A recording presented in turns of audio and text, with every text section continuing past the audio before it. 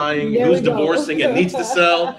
So you need to know who she is, so that way you can get all her off-market deals when they're divorcing and breaking up and stuff. That's a Bro, you are set. You are set. I love it. Cody, I work in property and casualty, so I do the insurance for buildings, portfolios, basically anything you can think of, but specifically distressed properties or anything problematic. Very good. I know Cody. Cody actually is if you can't insure it, he'll find a way to insure it. So they insure some of the weirdest things. We won't go into it now. This is a PG session, but he's got some pretty cool deals he's talked about historically. Go ahead. I'm Nancy. I work with Century 21 Circle in Joliet. I'm a realtor. I just started a little bit over a year ago, so I'm still kind of new to it. I used to work as a secretary with my dad with heating and cooling, so I know a little bit of that. Yeah. Very cool. You have an edge. You have an edge. By knowing that part of the stuff, you can make sure your clients don't end up with buying a house and the air conditioning goes down week 2. I've had that happen. My name is Teresa. I am a new real estate agent. Welcome. And I buy off-market properties. I'd like to talk to you about Avalon. Yeah. Yeah. Very cool. Welcome, Teresa. Good to see you again. Please. My name is Stephanie, and I'm a licensed cosmetologist and a commercial driver. Commercial driver. Yeah. Very cool. Nice to meet you. CDL? Yes. Me too. I love it. I used to drive a 24-foot straight truck in my old days. There you go. And I was like, I still wore a tie and a suit and tie when I was doing it, because that wasn't they would call me and ask me to do it. So I was like the best dressed truck driver in the Elk Grove area. That's all I have. Please. I mean, it's a whole process. I still study. All right, which lab was it? Okay. So I'm really excited to learn today and excited to take the exam and get into it. Very cool. Welcome. Welcome. It's a great place. It's a great business to be in, to be a part of. Lots of opportunities. You know, they say if you looked at people's income levels across industries, right? You've got doctors and then lawyers and but there's a huge jump in terms of income from people who work professions to real estate investors. And so the real money, if you look at over the course of, I think, our history in this country, big money was made in real estate. So it's definitely a wealth generation. So welcome and good luck. Need any questions or answers, let me know. I'll mic in with you while you're taking the exam. And I'm just kidding. That's not I'm just doing that. Yes, please. Dalia Al-Shrafa, I've been in the business for 27 years. There you go. Sold properties in Canada for 9 years. Wow. And She started when she was 5. and my background has always been sales. I worked with Mahmoud on multiple deals. He is awesome. Thank you. And the fact that he offers $1,000 towards the closing costs to buyers excites my buyers all the time. So that's something to take advantage of for sure. Thank you. And happy to be here and meet all of you. Thank you. I was very security. I was invited by Dalia. She was going to the session. Thank you for that. And I've been a real estate agent for almost 10 years, transitioning to commercial properties as well. So I'm looking forward to this. Nice. Very cool. Welcome. Thank you. Hello, everyone. Yvette Cano. Wow. For Welcome. 4 years. Yes. Thank you for having me. So I've been a real estate agent for 4 years, licensed here in Illinois, working on my Indianapolis license, and trying to gather a team here in Illinois to grow. That's it? You're not going to tell us the other amazing part of what you do? So she is the head of the Hispanic, North? So I'm the president and CEO of the Northwest Hispanic Chamber of Commerce. Oh, okay. So we're in charge of 5 counties: McHenry, Payne, Suburban Club, DuPage, Lake, and we basically just advocate for individuals on the workforce level, immigration level, housing level, and there's just a lot of aspects. But She's a big deal. we help the community as much as we possible. Thank you for coming. Thank you for having me. Okay. Good afternoon, everyone. My name is Eduardo, and I'm taking the process of downtown Chicago to get a license. Very nice. I'm here to learn, and thanks for organizing this event. We'll get on the same conference call with, well, welcome everyone. We have two more, please. I'm Bianca. I work with Tiffany in our property management, and I also am a licensed cosmetologist and soon to be taking my license to get my birthday. Very nice. Welcome. Hello, my name is Lanasia. I as well work with Tiffany at our property management. I am a assistant property manager there. I'm a broker as well. That's all for now. Well, thank you, everybody. Now for the star attractions. Ladies first. Thank you. Hi, I'm Tiffany Watkins. I am a designated managing broker. I have been practicing real estate for 25 years. I've never worked for another brokerage. I've owned my own brokerage from the day that I started practicing real estate. I started out doing property management. That's what I wanted to do. That was my passion. But my clients felt that I should do sales as well. So I sell, I rehab, I consult, and I have a full service brokerage. So I have brokers that work for me, that I work underneath me, as well as I have brokers on the management side that help me manage other people's properties. So when the market crashed in 2008 and my clients couldn't sell their rehab investments, I managed it for them. And I do it now when clients want to buy. I typically work with investors who like to buy and want to hold, and we manage it for them day to day. So one-stop shop, we can do it all. Awesome. I'm going to ask you guys, sorry. Can you go to the next screen? Thank you. So I'm going to ask you guys to click on the QR code and register. Yes. So please, as we're doing this, just click on that QR code, register, so we get your information and we can harass you on a regular basis. Just kidding. But every now and then we just send random checks to people, so we don't do that. But if you're not part of the QR code, it's a possibility that you won't get the check. Gotcha. Aaron Noriega, please. Yes. Before he starts, I want to thank him for hosting us. Yes, thank you. So if we can, he has been so gracious as to hosting and being here. So please, Aaron Noriega. Yeah.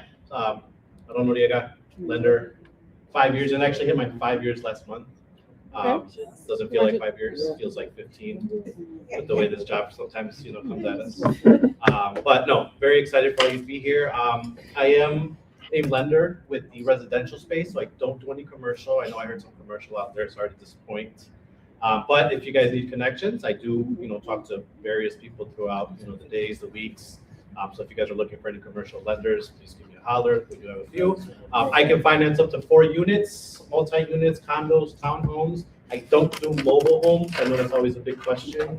I only do manufactured, so as long as you can't put it on wheels and take it away, I can finance it. This is my corporate office. I want to extend this office to each and every one of you. If you ever need anything, please, I have 24/7 access.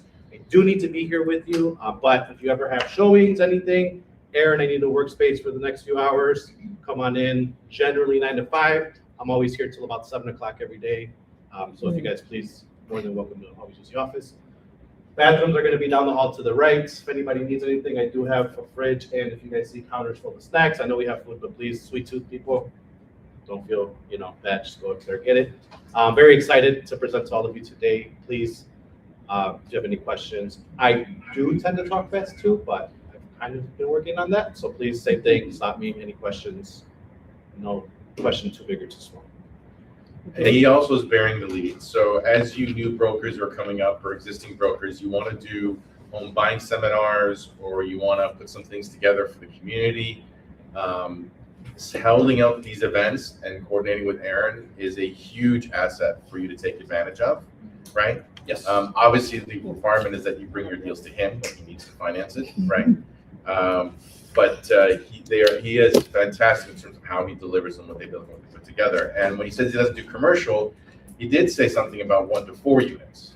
So one of the things that we'll be doing together with Aaron as we go forward is we'll talk about a house hacking program for your brokers where you can actually use residential lending for someone who wants to get into the business of house hacking and building that generational wealth. So buying a 4-unit building, living in it, and then 6 months later, you buy another 4-unit building. You live in that one. And just keep, the next thing you know, you've got, over the course of 5 years, you could have 5 or 10 4-unit buildings. Rents, buy a new one, rents. We'll get into it. So anyways. Sorry, very excited. Yes. So we will, if you hopefully you've registered, because remember you want to get that check in the mail sometime in the future. That may or may not come. Next slide, please. Next one. So we're going to talk about the real estate sales process. Tiffany, fire away. So, I have a question for you guys. I want to be interactive versus me doing all the talking because I can talk a lot. And this will keep me on track. The question is, what is the question that you ask your new clients? What is the number one question that you would ask them? And why would you ask that question? Anybody? Are you buying or selling? Are you buying or selling? Any other question? What's your budget? You get pre-qualified already?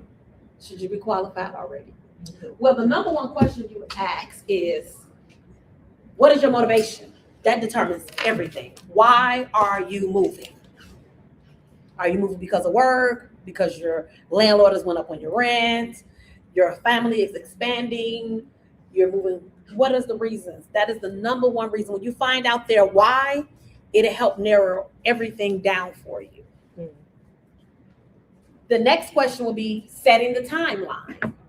How soon do they need to move? So, if you have a client that's working immediately, saying they need to move in 30 days, 6 months, or a client that's saying, hey, I'm just shopping around, just trying to figure some things out. I plan to buy maybe in 2 years from now. You'll know that. When they tell you their why, you find out how long they're expecting to wait before they begin to look and purchase. So I'm going to jump in with you if you don't mind. Go right ahead. So how many brokers who have been doing this for at least a bit, had 1 or 2 clients, have spent days or months or weeks going from property to property to property to property, trying to find a property? Anybody done that at least a couple times, right? And what would that be? Was because you didn't find out maybe what their actual motivation was, or they didn't know what their motivation was. Anybody who doesn't do that anymore does something different now because of that? Don't all jump up at once. Go ahead.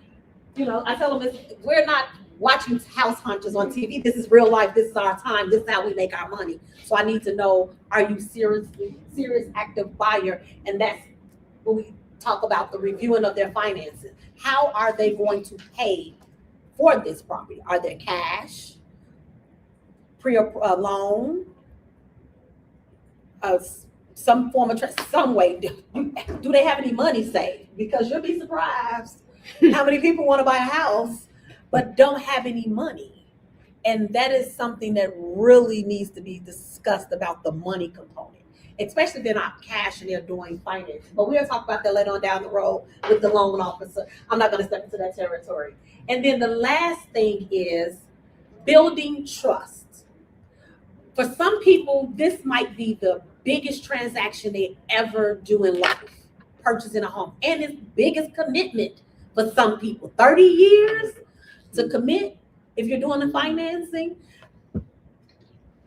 Why would I trust you to help me find, for some people, their forever home, or some people their first home? It's building that relationship, building that rapport, making people trust you and feel that you're doing it in their best interest.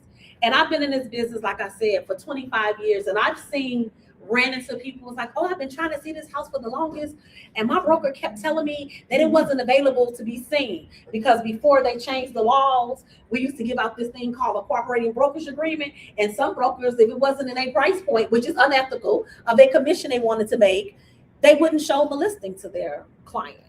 So you're working for the best interest of your client, and building a trust is making them feel that you're listening to them, that you're hearing what they want. Sometimes we can put things in our head what we think is best for other people, and versus hearing them and building a relationship and letting them know, like, I'm here for you and I'm here to listen to you and hear what you want. And I I tell people, I typically find on the buyer side, I typically find my clients a place in by the third time they go out. I put them in a place because I ask all the right questions in the beginning. I ask, what is their motivation? What are they looking for? The first time we go out, I let them pick wherever they want to go. They send me 10 properties. We want to look at all 10 of them. And while we're there, I'm asking questions. What you like about this home? What don't you like? Talking to them and engaging with them for them to tell you what they're looking for. They get in there, oh, I have to have a finished basement. Oh, I have to have a garage. And then you talk to them and explain to them how that looks as we go forward. But I'm gonna talk more about their wants and what they want later on down in the presentation. So Next we can slide. move to the next slide, yes.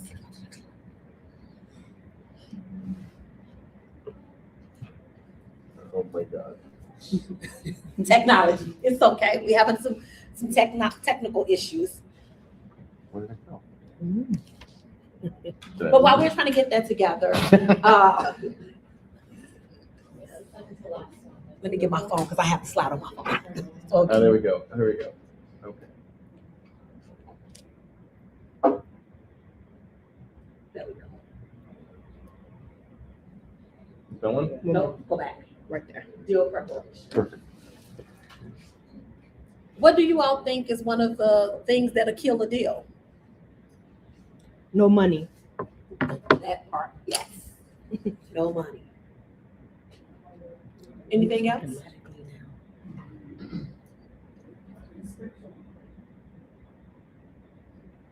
What'd you say? Inspection? Oh, yes. That would definitely kill a deal, inspection. Okay, well, first thing, when we talked about financing, making sure your client, if they don't have cash, that they're pre-approved. Now, what I do to ensure that this pre-approval is a valid and good pre-approval is I call the lender. I speak with the lender and I ask the lender questions about the financing. Because what a lot of people don't know is the bank is saying they're going to give you $100,000. However, the loan officer has calculated a certain amount for taxes and a certain amount for insurance. So I asked, how did they come up with that $1,000? What was the taxes they incorporated into it? What was the insurance amount? Now, some lenders may be on old numbers and saying, well, for the insurance in that area where they say they're looking, it's $1,500, but with this increase in insurance over the last 3 years because of all of these natural disasters, that 2024 number is different in 2026. It's doubled in some areas. Some areas it's 3 times higher. So his calculation is totally off. And like I said, you want 1,700? Yeah, they're probably about 2,500 now in this particular area. So that changes their amount that they qualify for, because if they're qualifying for 2,400, 1,000, 100,000 with insurance being 1,700. Now it went up to 2,400. That changes their loan amount. Then taxes in that area, they'll talk about in taxes. They'll say, well, that particular area, over average, they're saying we're doing the taxes for $3,000 in the area in taxes for their loan amount. But in that area, they're looking, the taxes are $6,000. That makes a difference. So when you're sitting your client's home, you need to educate them and tell them, like, look, based off this pre-approval, this is what the taxes look like, and this is what the insurance looks like.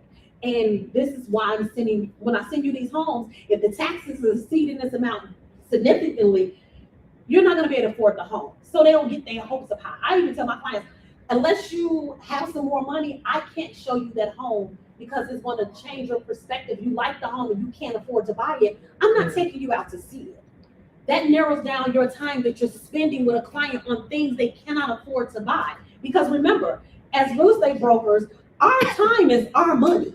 I don't want to take my client out to see 7 properties that they cannot buy, and they get their hopes up and love the property, and then find out, oh, it doesn't meet the criteria for the lender. It exceeds your price point because the taxes are too high. Now, once they have identified a property that they like, I also encourage them to contact their insurance broker, whoever they have insurance with, and ask them to give them an estimate of what the insurance is going to cost before we even get to the attorney. while we negotiating the contract, you can talk to your insurance broker and find out what the insurance is gonna be on this home. So if they're saying insurance is $3,000, and when he looked up the house had 5 of the claims on it, they may not even insure it now. We gonna need your assistance because they can't even get insurance because people don't know that. As new brokers, you don't know that some properties cannot be insured because they had too many claims from the previous owner. Even though now they ask the question, the attorneys do, have you had any claims submitted in so many amount of years? If you have a good attorney. But if you don't, this is something that you might want to work on finding out prior to you even drafting the contract. Market comps. Those are so important for the buyer and the seller side. Some people put in sweat equity and they love their home and they really think it's worth $500,000. But in that area, no home is selling more than $350,000.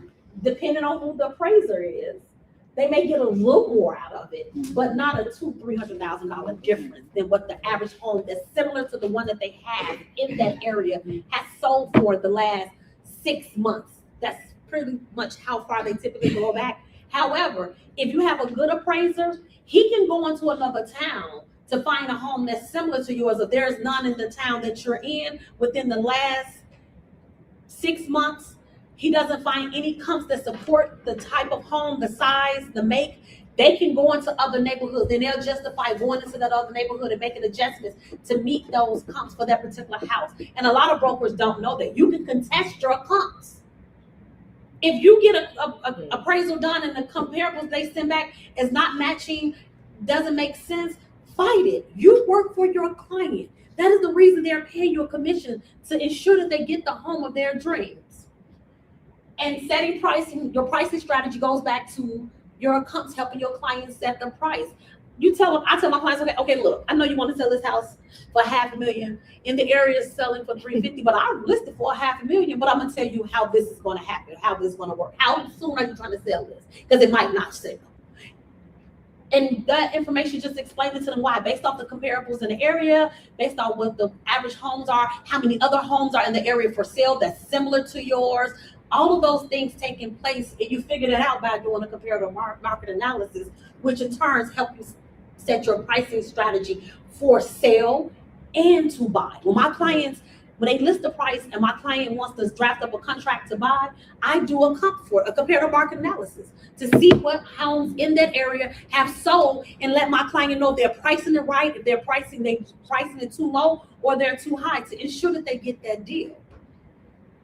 Preparing documents. Now, this is something that I've noticed that a lot of people don't do. Read. We are in this instant gratification world, and we like By the way, to she was swipe. telling me that just like 20 minutes ago. She's like, you don't read any of my emails, do you? And I'm like, no. No, he doesn't. I said, because you send back the question that answered in your email that I sent to you.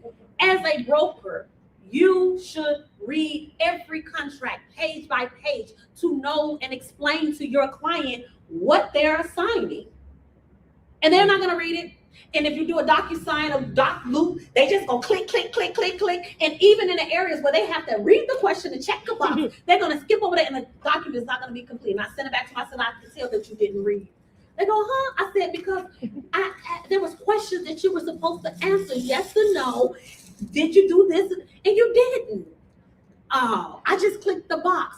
You're signing a contract for a property that you're buying and you're not taking time out to read it. Read it. I'm going to go over the main points. When I called you, I discussed the main points, but you didn't even bother to check and see if I put in what you even asked me to put in the contract for you. We have the great attorney review period. We'll get to that in a second. But as brokers, read the contract so you can explain to your clients what they are signing up for, what is going on with this transaction. Because the new contracts are different, even about the inspections. It's 3 types of inspections that you can click in the box. One of the inspections that says that you will inspect the property without notifying the seller that you're inspecting it. When you do that, that means that you cannot request for any inspection repairs. But most people haven't read it and even figured that part out. So why would you, just as a question, why would someone want to buy a property as is and not go through the inspection process in this market? Depending, if it's an investor, they're gonna come in and do all new work and gut it out. So they don't care what it is as an investor side. Well, they'll still do an inspection, They may do an inspection. Some of them only want to see the drain line, or some of them is really distressed and they have their budget and they know what the amount of work that's going to be done when they came and did the walkthrough with their contractor. Because a lot of times they'll bring their contractor with them to look at the property when they're actually looking at it for the first So time. when a contract has the as-is provision, it's not waiving the inspection. No, it is not. And we're going to talk about that.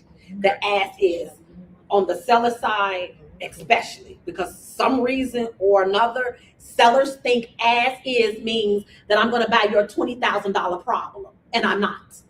Just because I'm an investor and I'm buying it as is, I still have the right to inspect it. And if I find any material defect that's above my budget, I'm not buying it.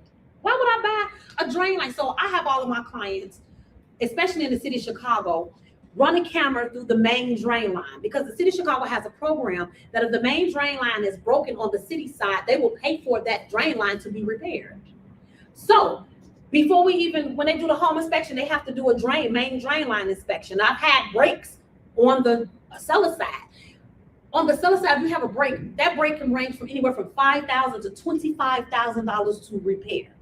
Now I'm buying as So by is. the drain line, you're talking about the sewer line that runs from the house to the- that connects to the city sewer line. Yes. So now in my budget, I didn't budget to fix a $25,000 drain line. So I'm going to bring that to the seller's attention. I need you to give me a concession for this drain line break, or you need to fix it yourself. But you're buying it as is. No, I'm buying the house in the condition that it's in. I'm not buying a broken drain line as is.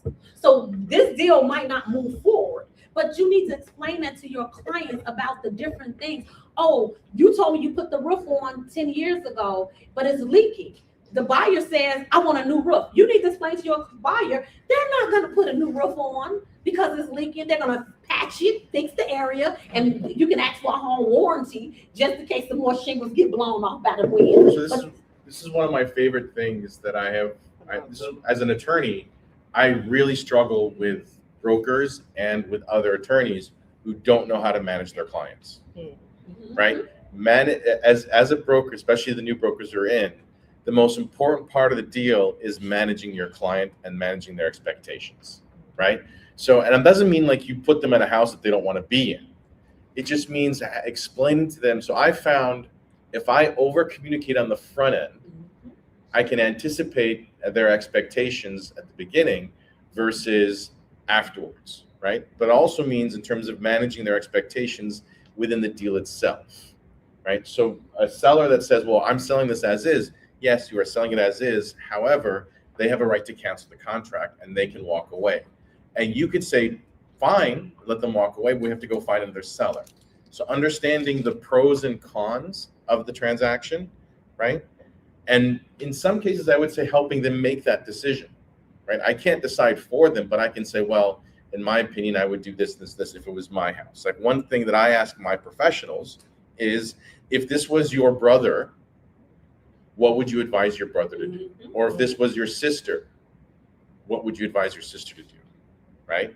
So those are good questions that I like to present. Like, hey, if this was my sister buying this property, this is what I would tell her to do, right? I have a question before Please. we move on. Going back to the pre-approval part, maybe Aaron can, is Aaron here? Aaron. Yeah, maybe he can answer that. I'm seeing a lot of buyers coming with, instead of pre-approval, pre-qualified. And I wanted to know how much is done from the lender's side to put that paper together.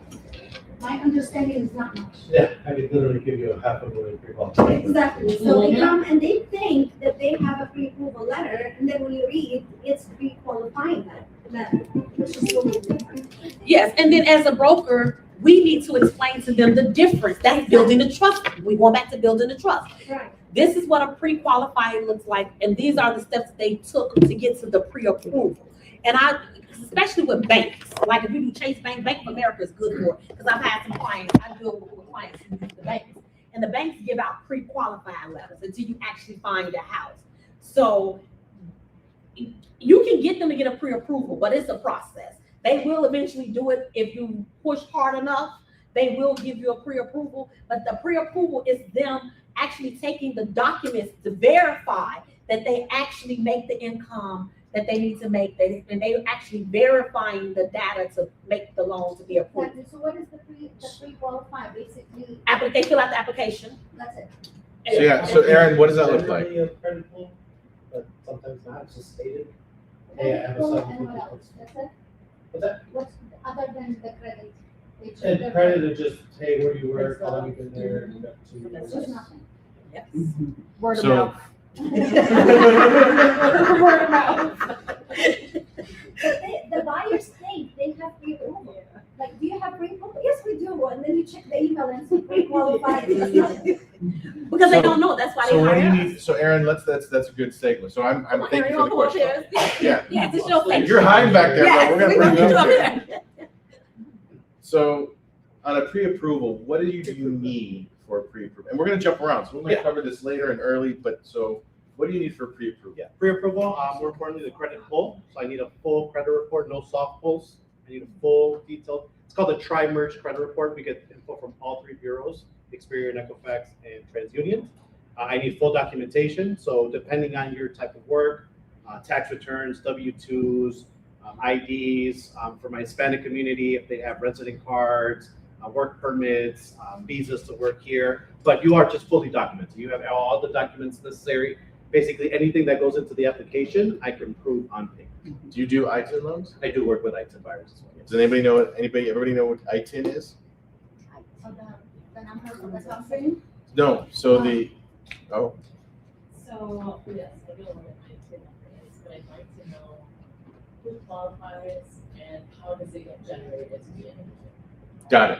So the first question before that one was, what is the ITIN? So ITIN is the identification number. It's not a social security number, which you get as a resident, a legally documented resident in the country. And ITIN is for those who are undocumented and are looking to establish residency in this country for one reason or another, but the government gives them a number for them to file their tax returns and to also take out loans. So when people there's no sidebar. So when people tell you that, oh, the immigrants are draining the system, no, they're actually paying ITINs and putting taxes and paying the Social Security. And when they're doing that, they're not getting any benefits out of the system. So, yeah, I'm very Republican apparently. And my second question is, some buyers will tell you, oh, I already done it with Chase, you're suggesting another lender, will that affect my credit? They're always scared that the credit score will go down a few points just by pulling their credit. Is that the thing happening again? Yeah, generally, if you're pulling your credit all over the place, the one thing that you can do, which a lot of people don't know, is call the credit bureaus and give them a heads up. I'm going to be car shopping. I'm going to be personal loan shopping. I'm going to be mortgage shopping. I'm going to be running my credit at least 3 times within the next month. They will then put a special note on your file to let the bureaus know that this is what you're doing. But generally speaking, maybe like 2 to 3 times in a month, you might get dinged at most 5 points, but credit is in tier levels. So 750 to 700 is tier 1. It's different. I think I have it in my slideshow. But so if you go from a 750 to a 745, you're not really losing much other than a couple points, but you're still kind of in that same tier Right. when it comes to that. So that's So a couple of pulls is not gonna kill me. Correct, yeah. And especially if you're going to buy a home, this is when you want to advise your clients, hey, I need you to pull your credit. This is the time to pull credit. I'm sorry, I didn't hear. Did you say let all 3 credit bureaus know or just a specific one? I would advise all 3 just to kind of cover your bases. Yeah, I mean, if you want to maybe just do one, maybe they can pass it along, but just play it safe. So when should you get your approval done? As soon as they find a home, or can you do that before? oh, no. Before, way before. Yeah. At least within a week or 2. Because some of them are good for 30 days, some are 60, just depends on who your lender is, how long they're good for. But before you take them out shopping, Yeah. you want them to have pre-approval. So you know how much house they can afford. So your pre-approval letter, you're telling me, oh, I want to live in this area and the average house is $550,000, but you only have a pre-approval for $385,000. I'm not going to take you there. That's me wasting time because we're taking you to see something you cannot afford. The pre-approval letter allows me to know how much house we should be shopping for you. Okay. That's our basis when we started. It also puts the type of program that they would qualify for, which is a good segue to Yvette's question, which is what are the qualifications and requirements for an ITIN loan? So ITIN loans work very similar to conventional loans. though my ITIM program is what we call non-QM, meaning it doesn't fall into the category of conventional or FHA. So it's very flexible in the way that borrowers can qualify. There is your, of course, pay stubs. A lot of ITIN, not a lot, I should say that. A good portion of ITIN users will be using socials to work. I can still use those W-2s, those taxes, even if they are reporting with a social, though they are applying with an ITIN. I have bank statement only loans, so if we have business who aren't filing taxes, they can show the last 12 months of bank statements to get income. I can do a P&L loan, which, since you brought up the point about draining the system, I currently have an ITIN buyer who's looking to buy a $1.2 million. So it's definitely possible. It's just that the requirements as far as like down payment might change. Interest rates might be a little higher sometimes just because per the banks, they are a little bit higher risk loans, but definitely possible to buy with an ITIN. It does work conventional. So with my bank, if I give you an ITIN buyer, I give you a conventional buyer. The next slide, please. I'm gonna ask you also kind of. I think it's kind of following Aaron. The camera's following you. Oh, is it? I think so. Oh, me? Because he has the mic on. No, I took my mic off. Oh. Because it was way back there when you were way back. That's because we have the mic on. Let's turn this mic off. And can we move on to the next slide? Next slide. Next slide. It's on. What makes an offer stand out besides price? Quick close. Quick close, definitely. Close the bank, okay. Can you do a quick close without a pre-approval? No, that'll be a long close, but now we starting from scratch. See, with the pre-approval, they did the application, now they have to do application. They have to wait, and then they come back and say, oh, you don't qualify to purchase this home. And you're looking like, we did all this work, and you can't even buy this home. Anything else? Yes. Higher price. Higher price. Waive the inspection. Wait the wow. You on trend, you on as is can, but you still will do an inspection. I never recommend to my clients to waive an inspection because my relationship with them is based off the advice that I gave them. And they waived the inspection. I had a client, I'm gonna give you an example. So my client bought this house, it was nice and pretty. They had did all the bells and whistles, and it was a 2-unit. And I said, you should get an inspection. He said, no, it's fine. I turned the water on everything. I said, you should get an inspection. No, I said, okay, no problem. And when he moved in, hell broke loose. Because guess what? When they do the rehabs, it looks good, but you don't know what the mechanics are running. What the water, nobody's lived there. No water's ran. Nobody looked at the roof. In the basement, it had a sub pump it didn't have a sub pump down there. So the basement like it was a crawl space, it was backing up. But had he done a home inspection, the home inspector would have went down there and say, hey, in this area, you might need to put a sub pump in because if it rains, it's going to back up water down here. But if I would have told him, you want to get this home, waive the home inspection, and then something happens, you know who he's going to blame? You, the broker. He's not going to think about that he really wanted this home. He's going to, anything that as brokers, we tell our clients to do because we're the professionals. And even if he doesn't blame you, his best friend, his cousins, third removed, whatever's gonna be like, I'm gonna tell you, my real estate broker, they should have told you this, and they have all the advice in the world to tell them how you screwed up when you didn't, but they're gonna. And next they would blame the attorney who approved. Correct. Then we get all the blame. I've had many times, I've actually written an addendum for the client to sign saying, against the advice of counsel, we've advised you to do this, this, this, and this, and you have chosen to take a different route against the advice of counsel. Because then when they come back, I'm like, do you remember this document?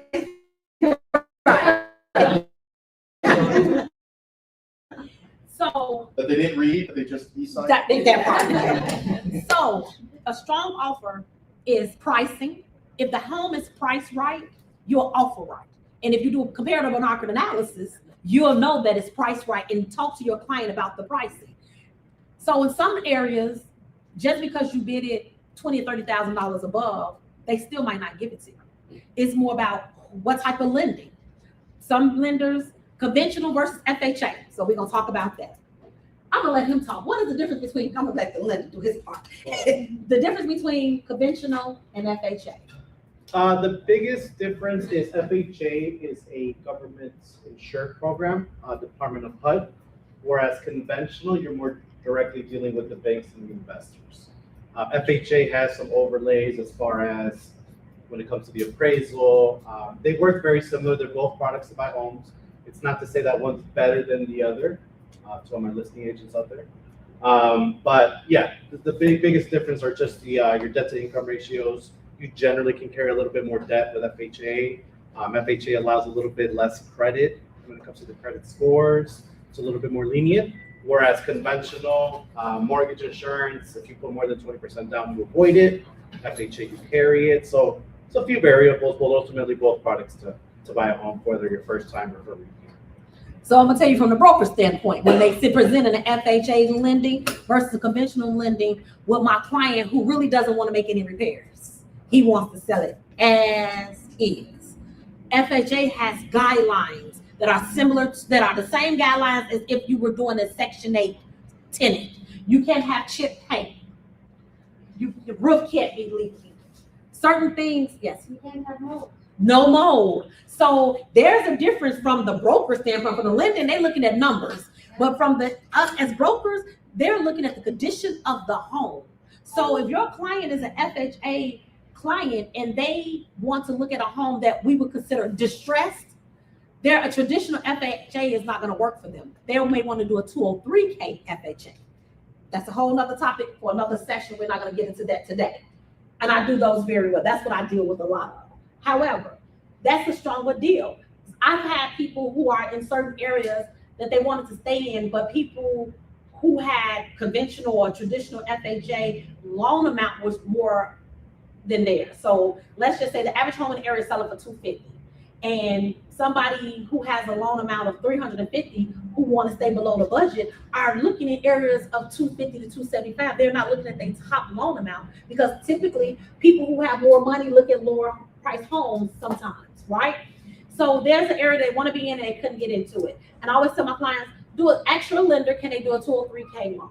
Because if it's any chip paint, if it's any broken water lines, if there's no running water, because they have to have running water and gas in the FHA when they come and do an inspection. They got to be able to turn it on and check and see, unless there's no stove there. But they need the furnace to work, the air conditioning unit to work, like whatever the home is being bought with, those things have to work for FHA. But conventional, you just need to make sure that the ceiling isn't falling in. They'll give you a conventional loan. Like seriously, that will. But FHA, their guidelines are strict when it comes to the conditions of the home.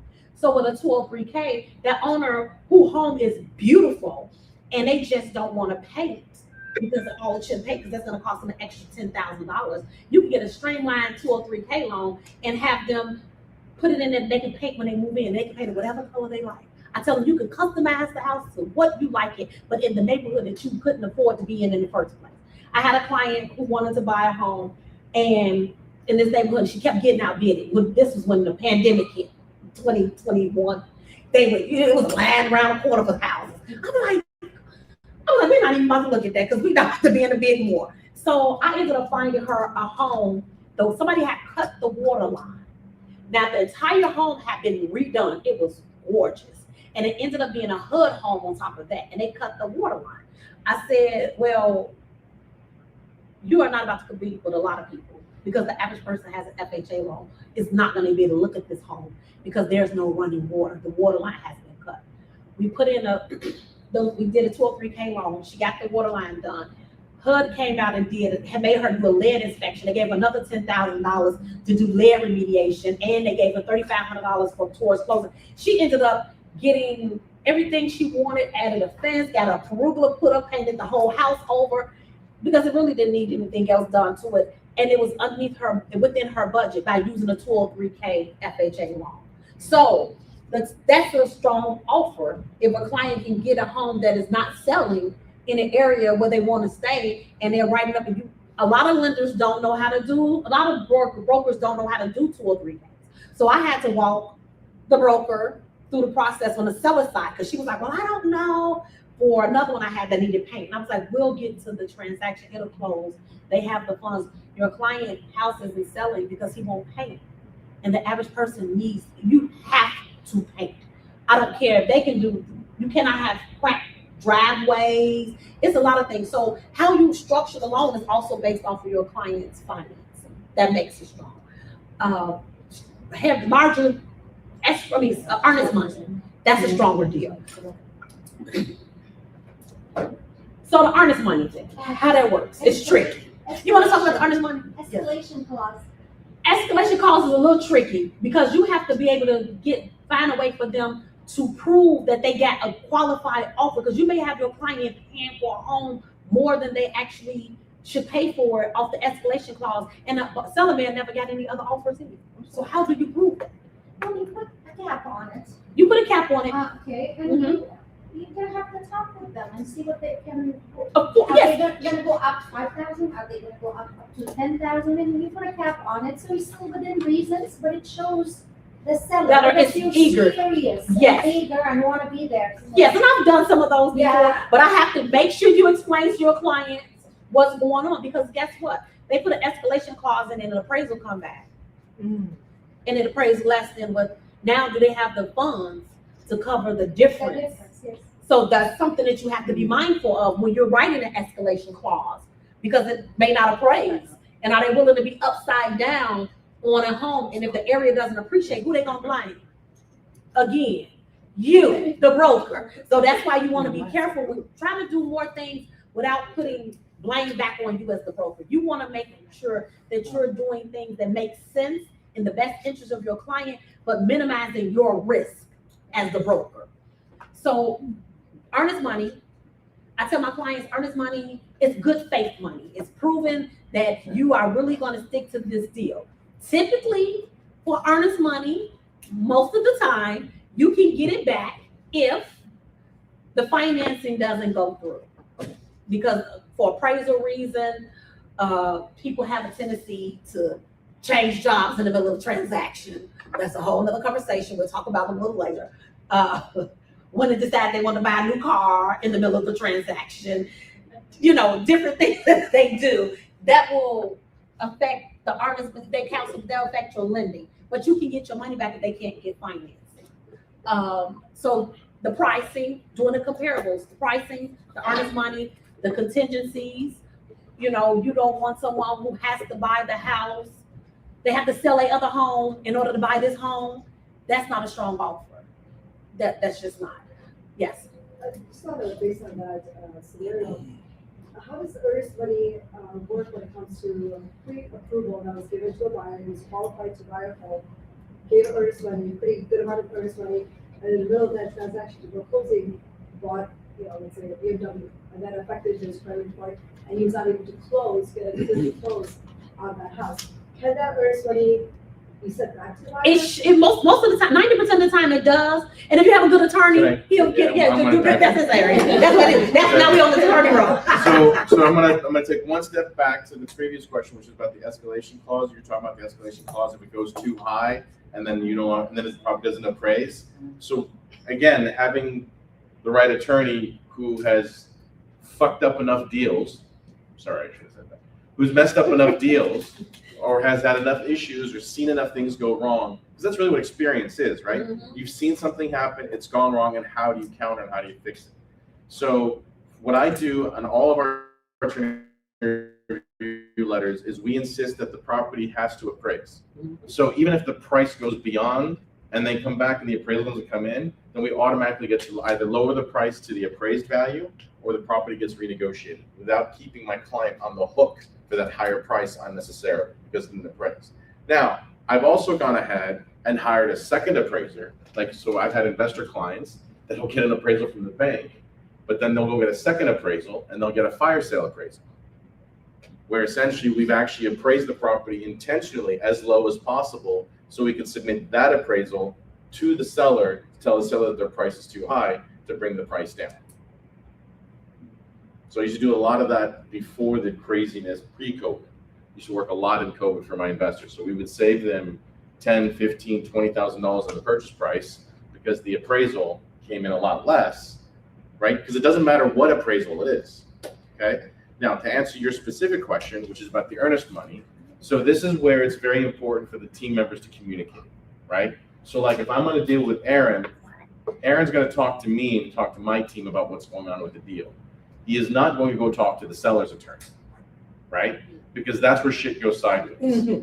Where I'll have lenders, and God bless them, or I'll have brokers who talk too much, right? So if something goes sideways with a loan, I can trust that Aaron's not gonna tell the seller what happened. They're just gonna say, I'm gonna like, Aaron, all right, so the guy bought a BMW and a Maserati and blew the whole deal. Great. First, he's gonna give us a ride in both vehicles. Second, we're gonna issue a letter that the loan did not get approved. And I don't need a reason to establish, I just got it says that the loan didn't qualify, didn't approve for whatever the reason may be. That is sufficient for me to get the earnest money back, right?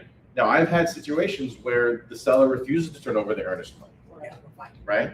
And so I have my methodology of handling that is, anybody familiar with Teddy Roosevelt? Yes. Speak softly, carry a very big stick. So I very calmly record the contract and prevent them from selling the property. And I tie up the property. And I've even done it when my client was mistaken and my client made the mistake and my client blew the deal and they refused to issue the earnest money, I will go after the seller. I have no qualms of going after it. But I'm really nice. So, that appraisal trick he did, when someone lives in the home and you do an appraisal for like a refi, it comes in lower than if you were selling the home. Don't ask me why, because I did a lot of refis and I'm like, based off our comparative market analysis, the home's appraised for this, and they do some calculation, the appraisal does, that it comes in a little less if you're living in it to refinance it versus if you were actually listed it to sell. So his appraisal will come back based off of that type of appraisal, which will make the price lower. Okay? Because somebody looked at me and gave me this perplexed And that's look. called a fire. We call it a fire sale appraisal.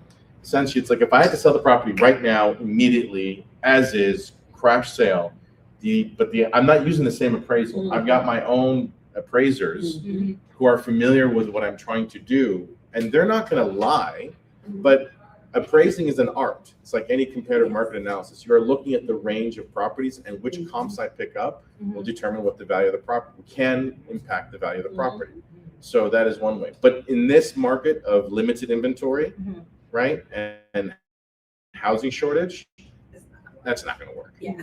It's not going to work at all because the seller will be like, I'm out, cancel the deal, And I'll list wait it tomorrow, right. and they'll get a contract. They'll get 10 contracts tomorrow. Yes. This was something that happened pre-COVID in 18, 19, 17, 16, right, after the market right, when the market was. Yes, rebuilding itself. See, the point that you mentioned is very good about the fact that some clients change jobs in the middle of the transaction. I had a client who went and purchased a car from a auction, cash, and took money out of the account and put back money and screwed up the deal because you're not supposed to do all of that in the middle of it. Well, you can say So, that goes back to that's him. good. Yes, yeah, you can say that deal. How does that affect the transaction? They've got they got $50,000 in the bank. They go to the auction. They buy a car for 15, take money out of the bank, and then put money back in. What does that do to the transaction? But typically just triggers large deposit explanation. Yes. Yeah. Where did this money come from? Exactly. You know, and it all just ties back to money laundering. Yes. You know, I start with $0. Tomorrow I have 50,000. Where'd you get this? Oh, my cousin gave it to me.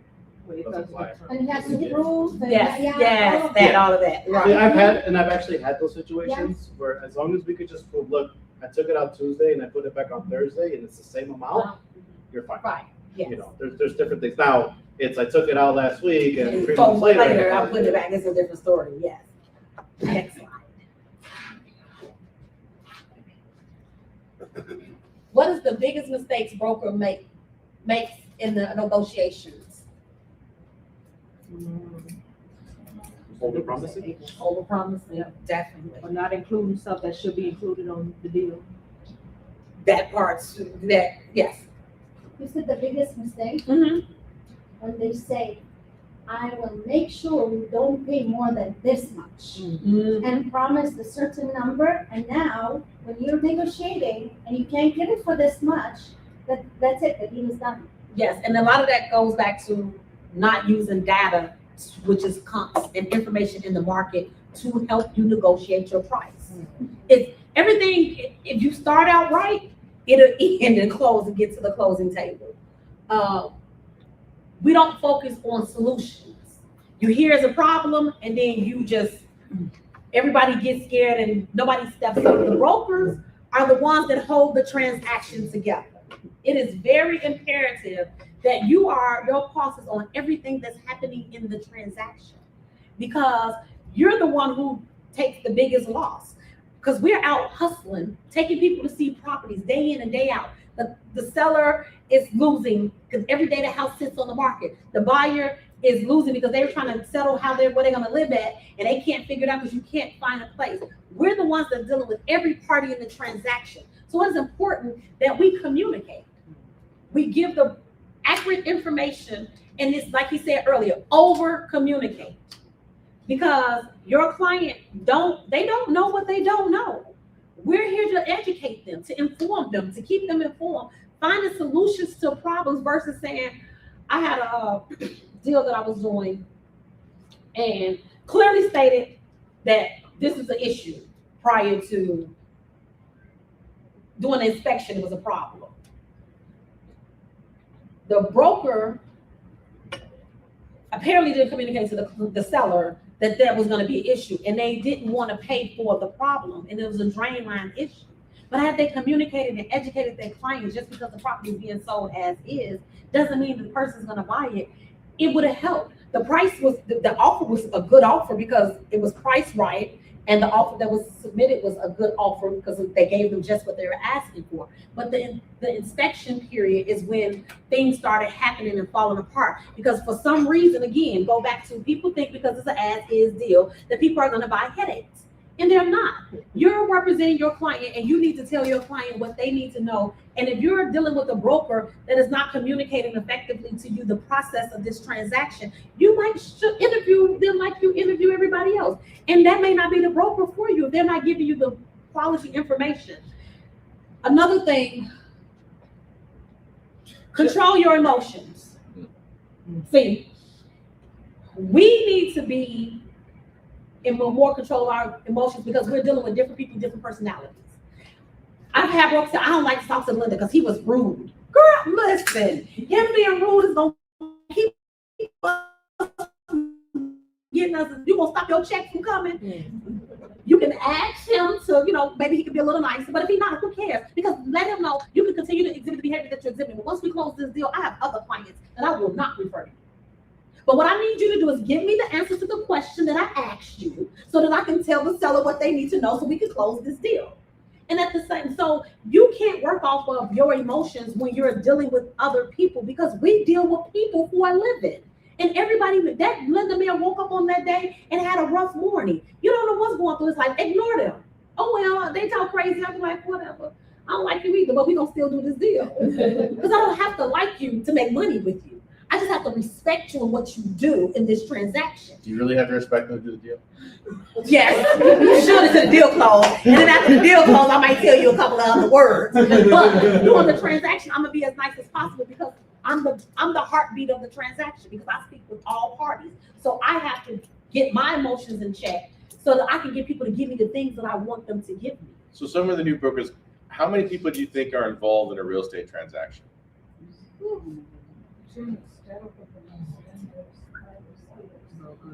I would say 20 to 30 people. Yes, because the back end off. How many you got on your team? Yeah. Because I've got 3 on my team, right? Brokers got a couple on their team.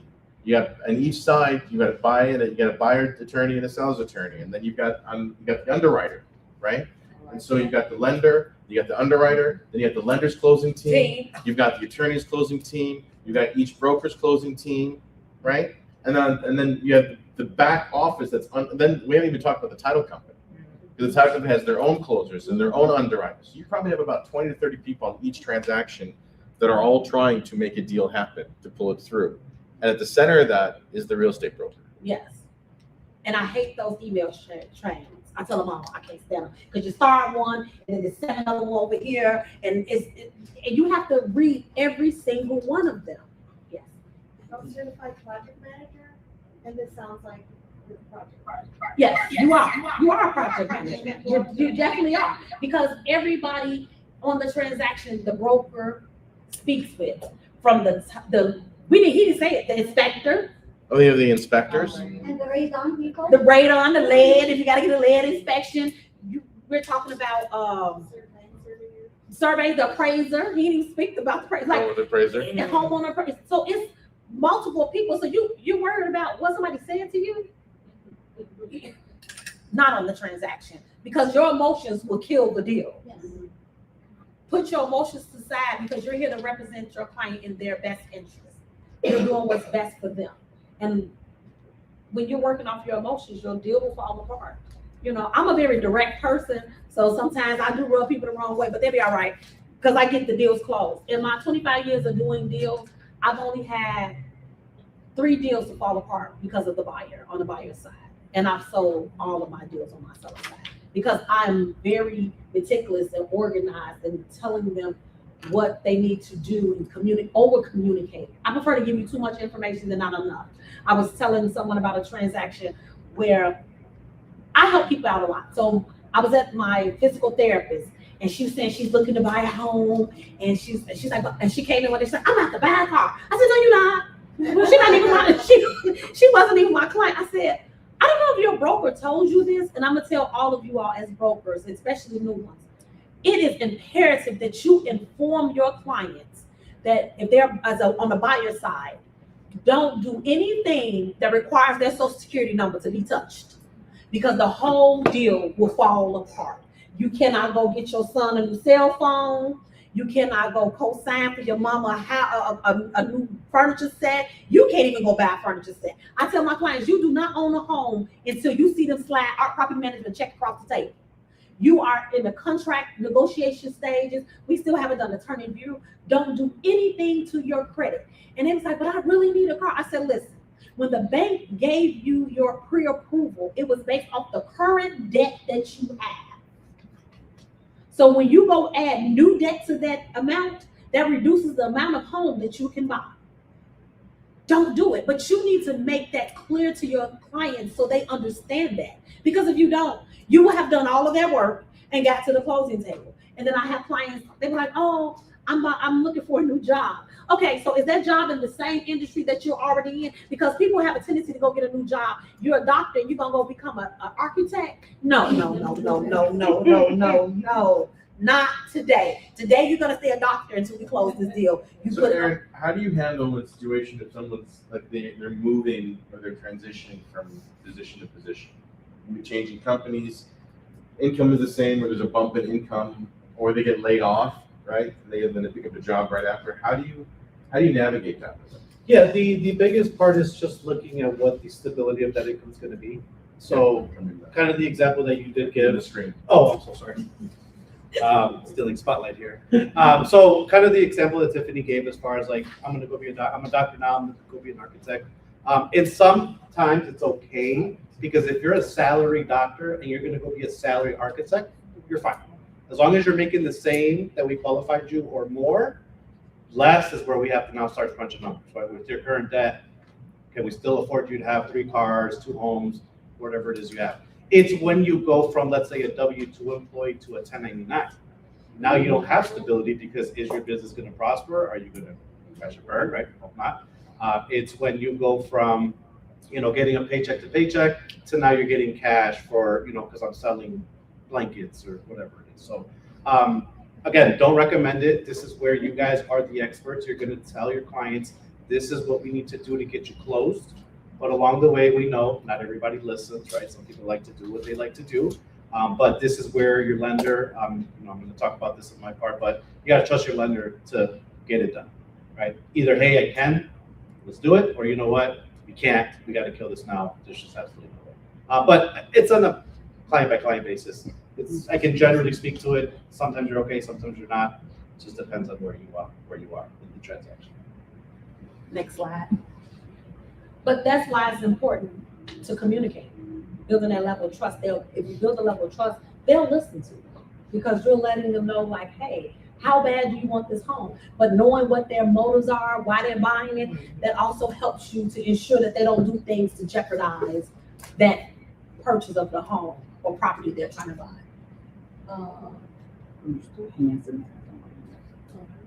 And we talked about this deal start falling apart basically at the beginning, and it says attorney review and inspection period. They'll fall apart if you're not communicating. Weak offers, lack of preparation, and something that I find very interesting in this real estate business now that we have so much technology, especially on the sales side. Lock boxes are beautiful. Typically, my properties can sell within 30 to 90 days because I actually do showings. If it's being open house, how are you selling real estate and you're not going to the transactions and there with your client to walk them through the transaction there to sell their home? I've had offers to be written up right at the open house with the broker there. You're sending your clients. Now that we have this new real estate law that people have to represent themselves, people actually doing real estate. But before, they would send their clients and expect a commission check, and they haven't done anything for it. Your broker should be there to carry you along the way. It is not the responsibility of the other party's broker to answer questions and do your due diligence as a broker for your client. And a lot of deals I have saved because I've been coaching and communicating with the other side party about what they should be doing for their clients. If you're working for a brokerage that does not educate you on how to do a transaction all the way from start to finish, you should go to another brokerage. It is not the broker that's working with you responsibility to tell you how to do a transaction. That is the broker that you're paying your commission split to. For our seasoned brokers, you know what to do. The newbies, going to some places that don't give enough education, it will not help you along the way. You need to be a place that'll teach you the things that you need to know, because that's the purpose of you paying your commission splits. So they tell you information, give you information. I've had brokers to call me and I said, I'm not your designated managing broker. You need to call and ask, but they're not answering my question. I said, then you're at the wrong brokerage. Because that's not my responsibility on this deal to tell you how to do the deals. Brokers not going to the closing table with their clients and stuff falling apart at the table. But if you were there, you could have held the transaction together. They're calling you, you're not answering because you're busy doing who knows what. It's fine. I had a part-time job for a long time before I became full-time as a broker. When I ran my brokerage, I've always had my own brokerage, but I did it part-time and worked a full-time job. But when I started doing it full-time, but I've always, even when I was working part-time, I always was there for my clients at the closing table. And I had all the documents that we discussed, because for some apparent reason, documents just get ate up when they send it to the loan officer. They ask for the same thing 10 times. Not us.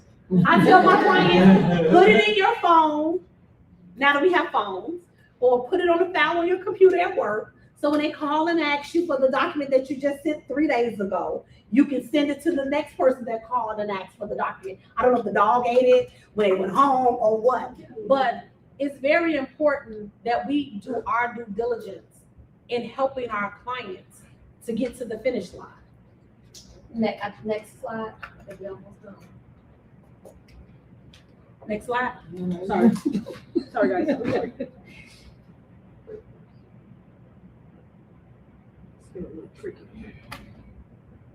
Thank you.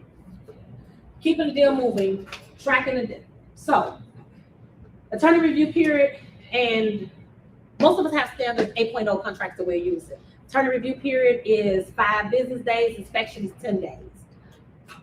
I tell my clients in the beginning what the expectations are. The earnest money, you can write in the date on the contract or when they're gonna give it. The date that you put on the contract, you said 3 days you're gonna give earnest money, you need to have them earnest money in 3 days, because it can, the seller can back out the deal because you did not meet the earnest money deadline. Also, earnest money. For the ones who are taking the exam, right? You're gonna talk about what it makes a contract, right? So I don't know if you do this in the real estate transaction, but the offer and acceptance and consideration. You guys go over that in the, right? So the offer is, you made the offer, you submitted the contract.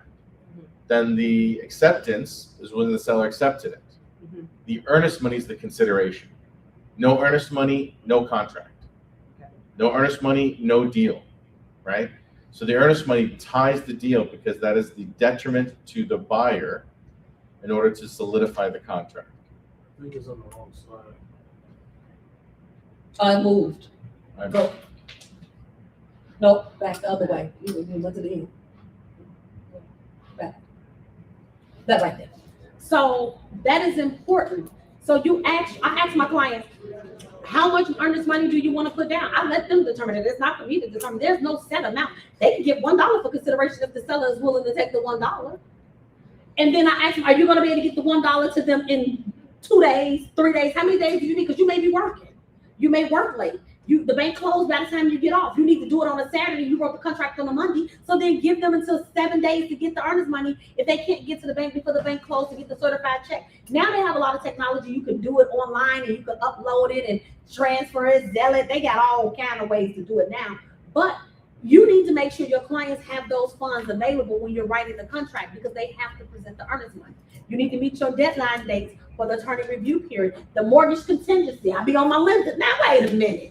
You said you was gonna have this mortgage contingency done on this date, and we're approaching. You as the broker need to be on top of that at the date that they set, so you can be talking to the lender. Are we gonna have this on that date?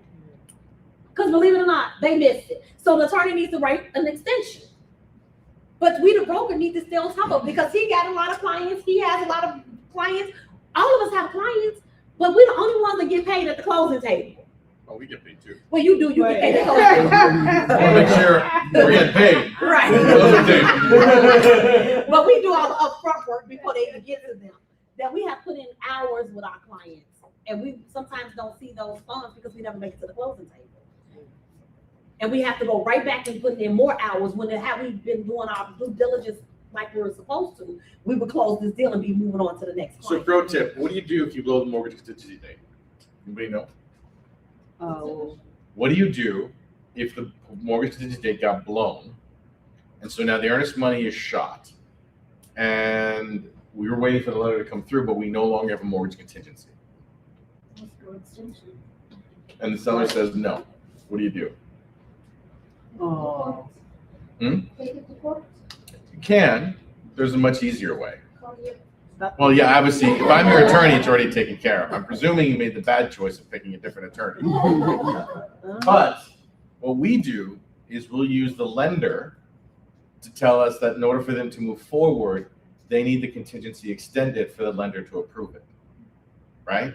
And so what happens, the seller wants to sell, they're expecting to sell, but I can't get it clear to close until the lender gets this condition met. So suddenly, the mortgage contingency opens up because it's no longer the borrower who's delaying, it's the lender trying to get to the closing. So this is where using each of the different parties and using the mindset of the people that you're working with in order to make the deal happen. Because the seller's like, I'm not gonna give another extension. Look, I can't get you clear to close, bro, to close unless they want to extend it. So Automatically do that because. they- No, they don't They automatically want do to it. keep the deal. No, together. no. They want to get paid too. No. yes, but what happens is for them, they don't care about the mortgage contingency extension. So for them, they're like, well, we're gonna close it anyways. We don't care if it's extended. Right. On my side, I know they're not Aaron, but whenever they use a different, lender. Yeah. That one is lent, but sometimes I'll have lenders who will outright just lie to me about where they're at in the transaction. Mm-hmm. And I'm like, listen, for me, this is what I tell all my clients. As long as you tell me after you killed the person, it's okay. You can tell me anything you want. If you tell me beforehand, I have to report it. So kill them first and then tell me.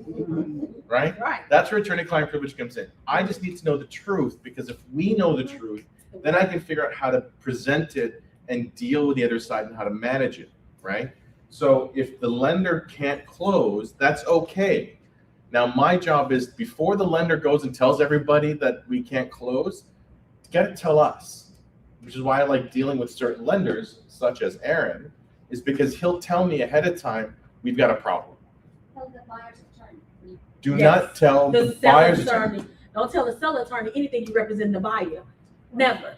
I don't even talk to the seller's attorney. I talk to the seller's broker, and I'm very clear on the wording in which I tell them things. Your communication to them is important, is how you say it. What you say is just how you say it. You can say something to make it sound really good, and they believe you, and you, because I tell them, well, why they're like, what's going on? I don't know. I spoke with the loan officer. He said he's waiting on some documentation. I spoke with my buyer. He's gotten in the documentation, but you know, this is another thing about your clients being on top of their stuff too. They have a pile of documents that they're underwriting and proving. They ask your client for something on Tuesday. It takes your client until Friday to get it. They're at the bottom of the pile again. They're recycling their numbers. They waiting on. So I tell my clients, when they ask you for it, send it back that day before closing business, so that they don't put you at the bottom of the pile and delay the process, because that's communicating to your client and explaining to them how that works. You're not the only person they're financing. So they have a pile of papers that they're going through and shuffling through with clients. You just go to the bottom of the pile and they work with a person that has the information ready for them. But that again goes back to communicating with your partner about how the transaction works. So my job is to represent whatever party I'm representing. If I'm on the buyer side and the seller side, I had a seller needed to get some documents in, and they was like, oh, we got it, and they didn't. And the deal the deal really fell apart. It was one of my transactions. I really was like, we can buy it if they don't sell it to me. I don't care. Makes me no difference because I can spend my money with somebody else. It took us forever to close the deal. But we eventually closed, and they were like, well, and I happen to know the people personally. So that wouldn't help the situation either. It was a sticky deal, but no worries.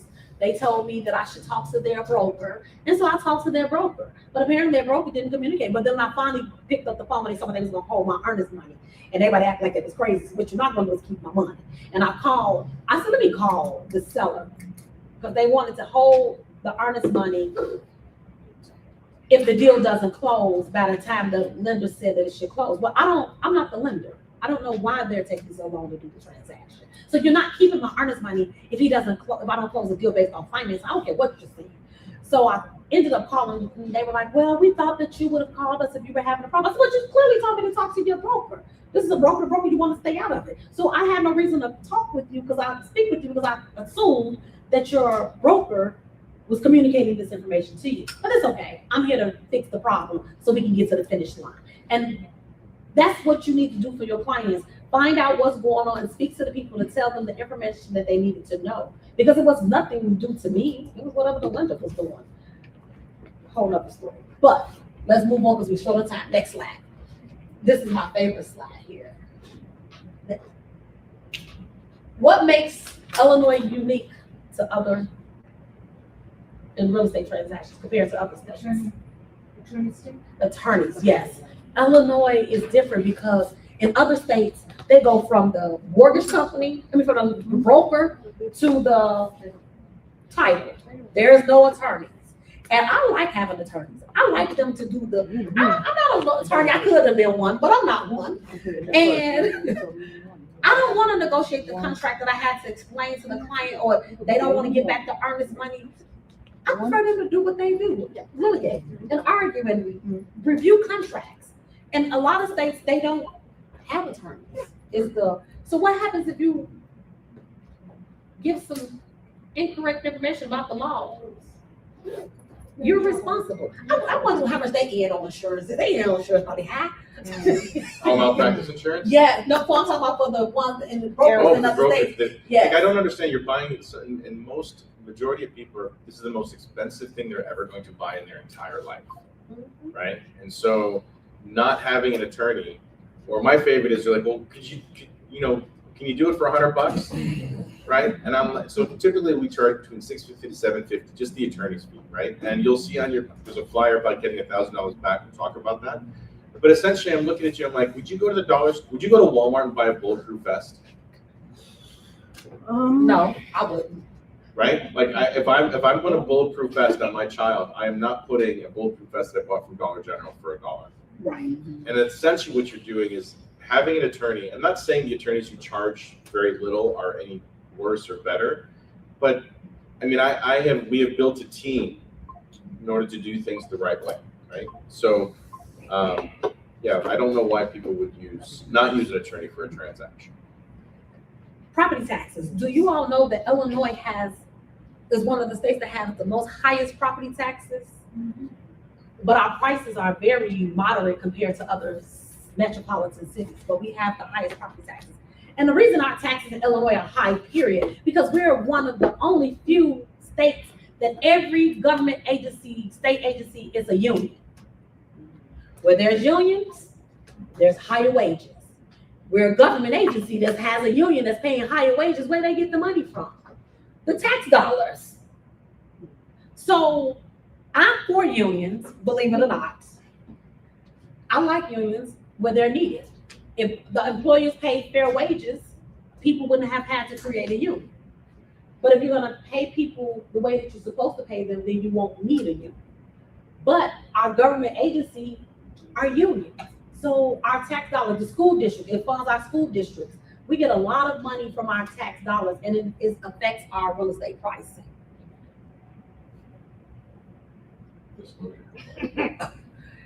We require a lot of disclosures here. The real disclosure, radon, lead, those disclosures are very important to help the consumer know what they're buying. So those are some of the things that makes us different. That's it. I'm done. Good job. I go sit down. Okay. As you hit the next set of slides, you'll hit Aaron's presentation, becoming a homeowner. Keep going. We can start there. First of all, I just want to say that this is every lender's dream, standing in front of a room full of realtors. Yeah. And I'm not going to talk about how great I am all the time. So I'm his hype man. Right. Thank you. Guys, very, very simple. I want to just preface this. I hope today you choose me as your loan officer, but the most important part when it comes to lending, I know Tiffany can attest to this. I know I have some experienced realtors in here, but it's creating that relationship with your lender. This is the person who essentially, I think Tiffany mentioned it too, is holding your check in their hands, right? They're the ones dealing with the appraisals, the income, all of these things that, sure, I would have definitely advised as agents to kind of pick up on some of the things, work history, right? You need some money, what down payment assistance programs are available, but your lender should be that go-to person. Hey, what about this scenario? Hey, they only have $1,000. Hey, my appraisal, I have a listing, even if they're not involved. If you're a listing agent at some point, your lender can give you that insight as to this is what's going to happen when you go to sell the home. All right. So very, very brief.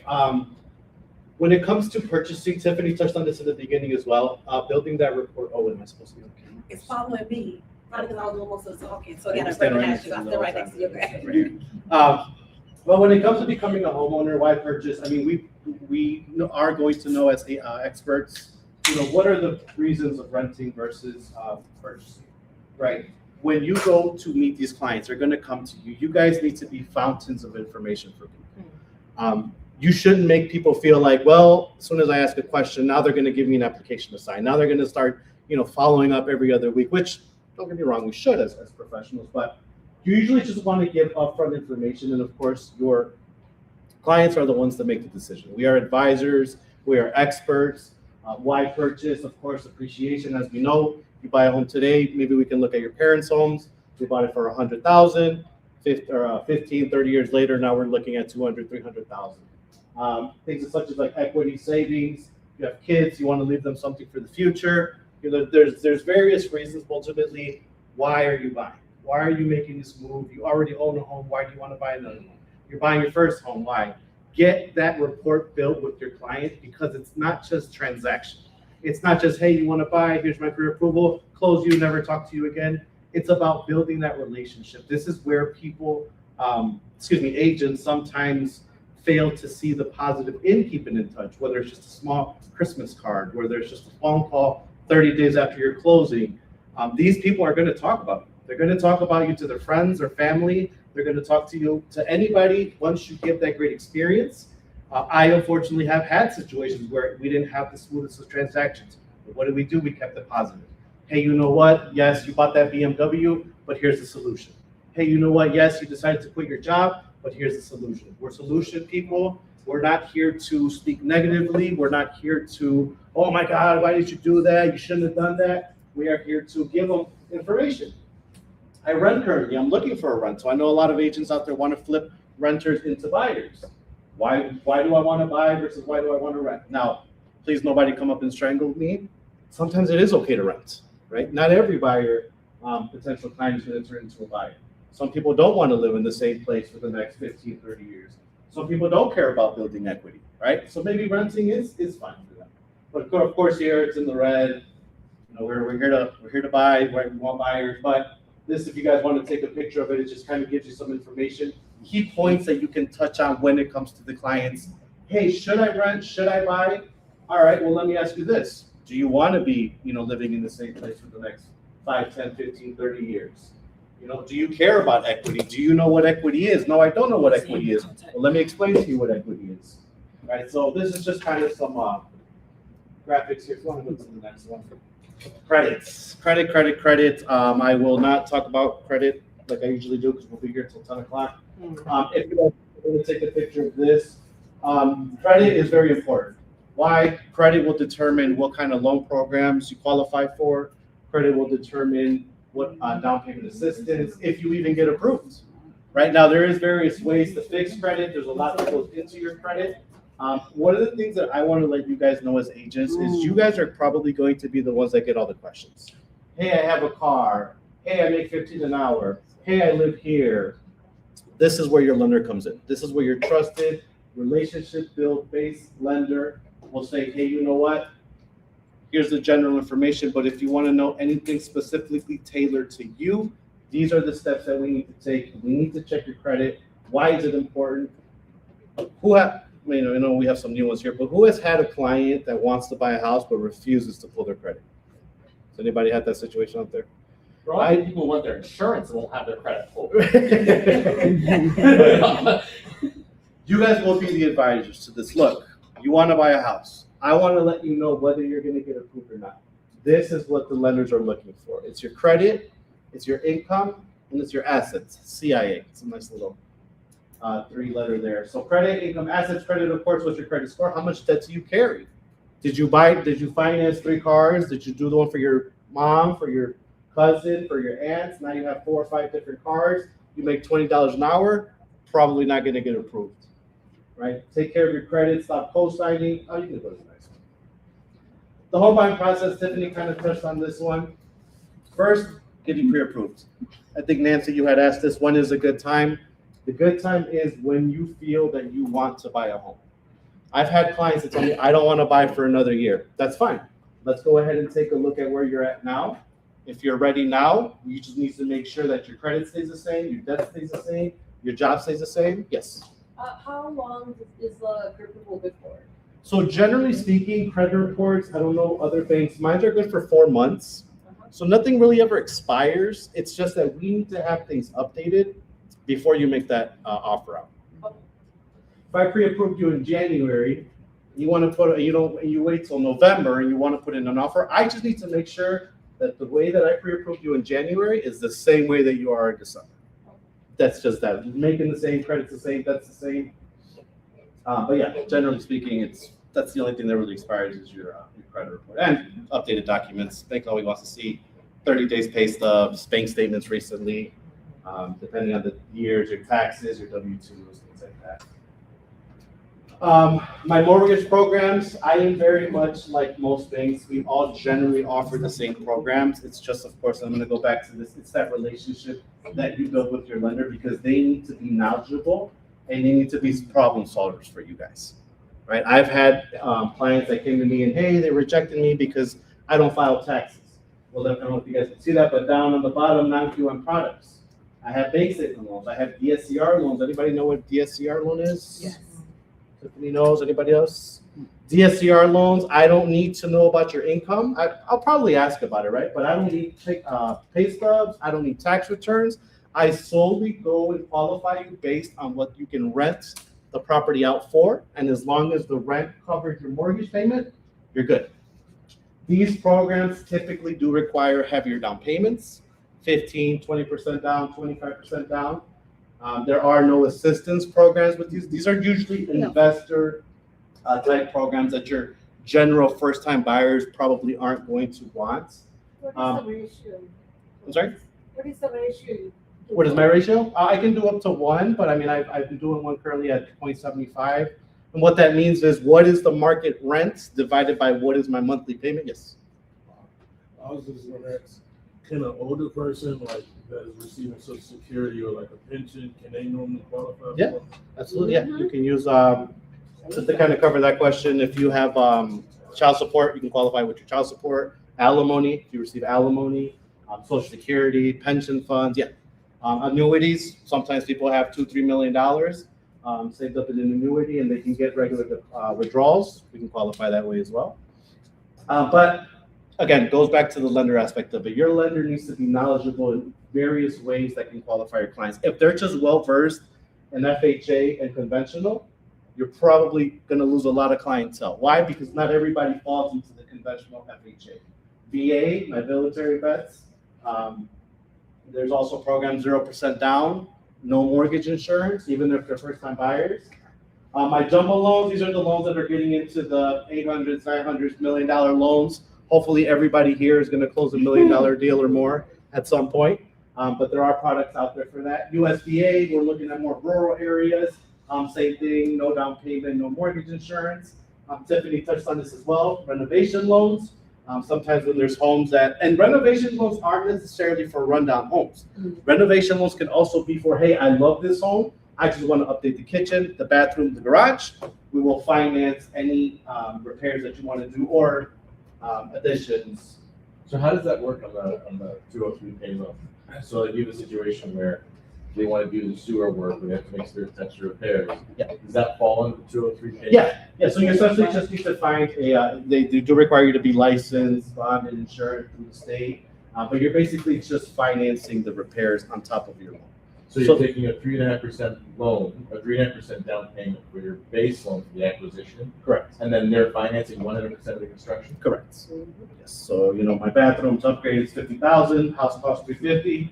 You're getting a $400,000 loan/purchase price. And it's based on the post-rehab value. Is that what happens? Correct. Correct. Yeah. Then it needs to appreciate by a certain percentage. Don't know that number off the top of my head. Just forgive me, but when you guys call me to help your client, I will know. I promise.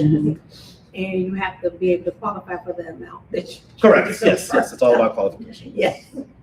Lastly, down payment assistance programs. IDA, right now, the state of Illinois, I don't know if you guys have heard through social media, is giving up to $15,000 in down payment assistance. There are various programs. Sometimes they're through the county, sometimes they're through the state, sometimes it's through the own bank that you're working with. Some banks might offer a $5,000 forgivable grant. I might not have it. Point your clients in the right direction. As much as I would love to help each and every single one of your clients, sometimes there are products that I don't have, I cannot match, I cannot offer. Always kind of keep 1 or 2 in your pocket. All these are coming up kind of. All right. Documents needed. I know I get this question a lot. What do I need to buy a house? It just depends on what your client's income is. First one there, if they're W-2, you get paychecks every week. Generally speaking, I just need your last 2 years W-2s. I need your 30 days pay stubs. And I don't require them anymore, but tax returns if you want to turn them in as well. But generally, I can get away with W-2s and pay stubs. Simple, get you an idea what you qualify for. If you're self-employed and you want to go the conventional FHA route, I will need the last 2 years of your tax returns. And I will need the last 2 years of either your business, your S corps, your partnerships, however it is that you file.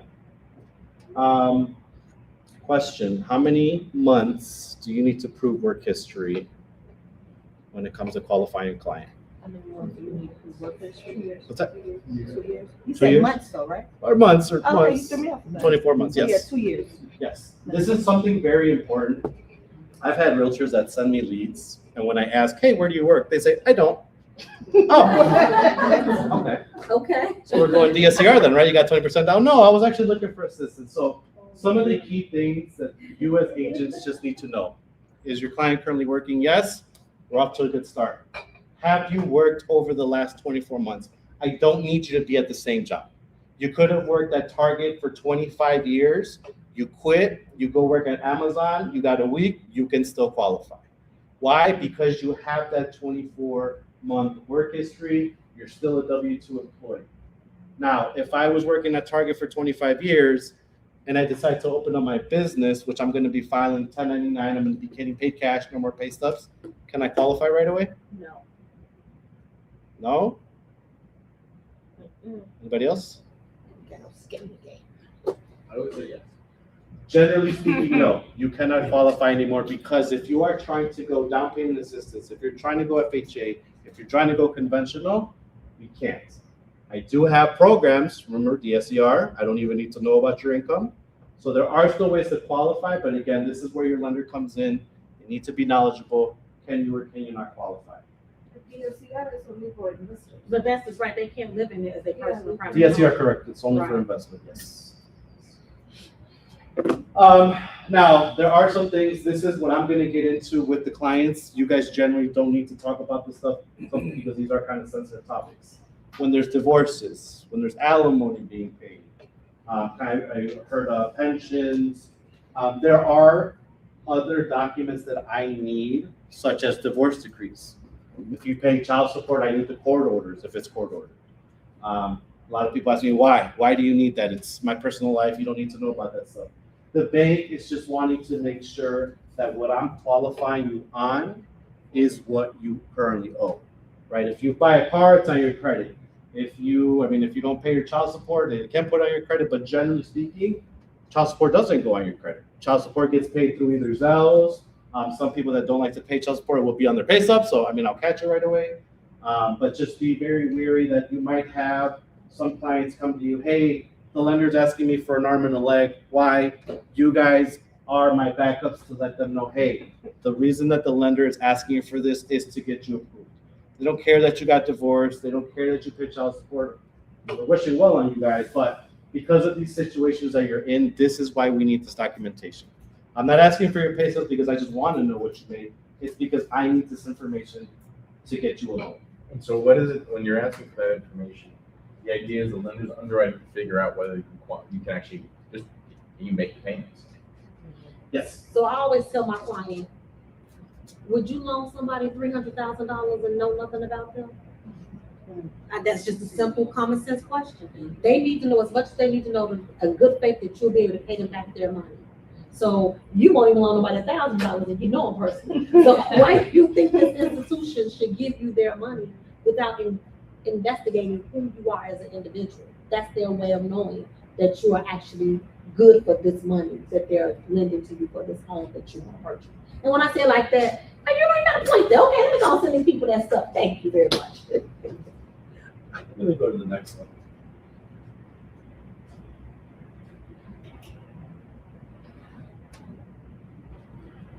All right, do's and don'ts. I actually have some materials here. You guys want to just kind of pass them around.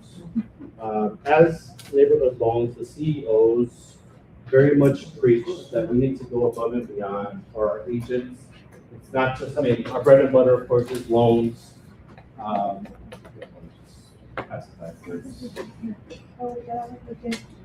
the slideshows that we have here, and these are just generic copies. Oh, sorry. This is just kind of giving you guys an idea of what we do here. It's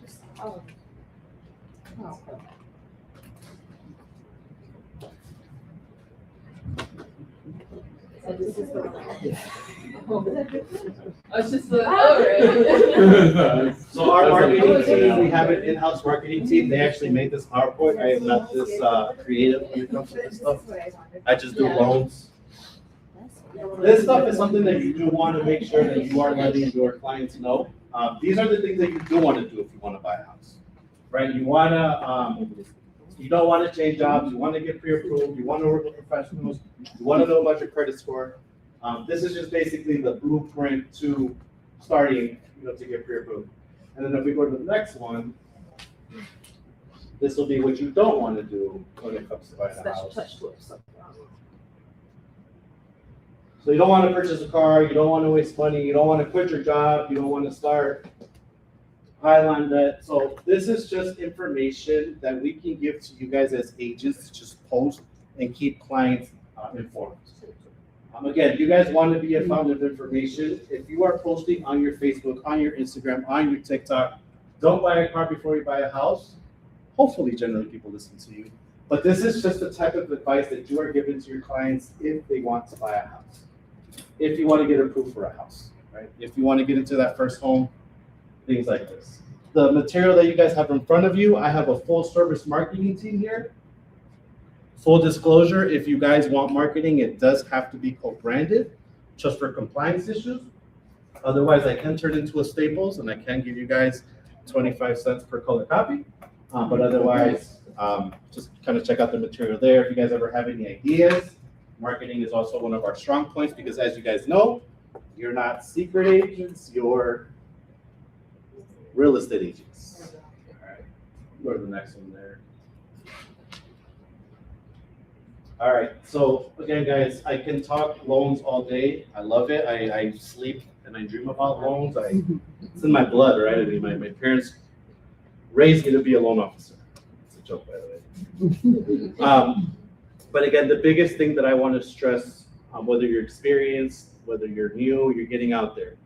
I hope that you don't, but interview your lenders, right? Go on ChatGPT, write up a scenario, and then when you're talking to them, hey, I have this buyer, they want to buy an investment property, but they don't have a job. Can they buy? You kind of already know the answer, and they're like, oh, no, they can't. Maybe not the lender for you, right? Maybe they're not informed, maybe they don't know what's going on. But just talk to your lenders, trust your lenders, create relationships with your lenders. Your lenders are kind of like your clients in a way. You're gonna bring them business. They're gonna help you out. Hopefully they reciprocate, bring you business as well. But your lender is gonna be that key and needs to be kind of that secret weapon for you guys, right? Because you guys have a full plate as it is. You got offers to write, you got homes to show, you got things to do. You can't be worried about, oh, did they buy a car? Oh, did they quit their job? Oh, did they get their credit up where it needs to be?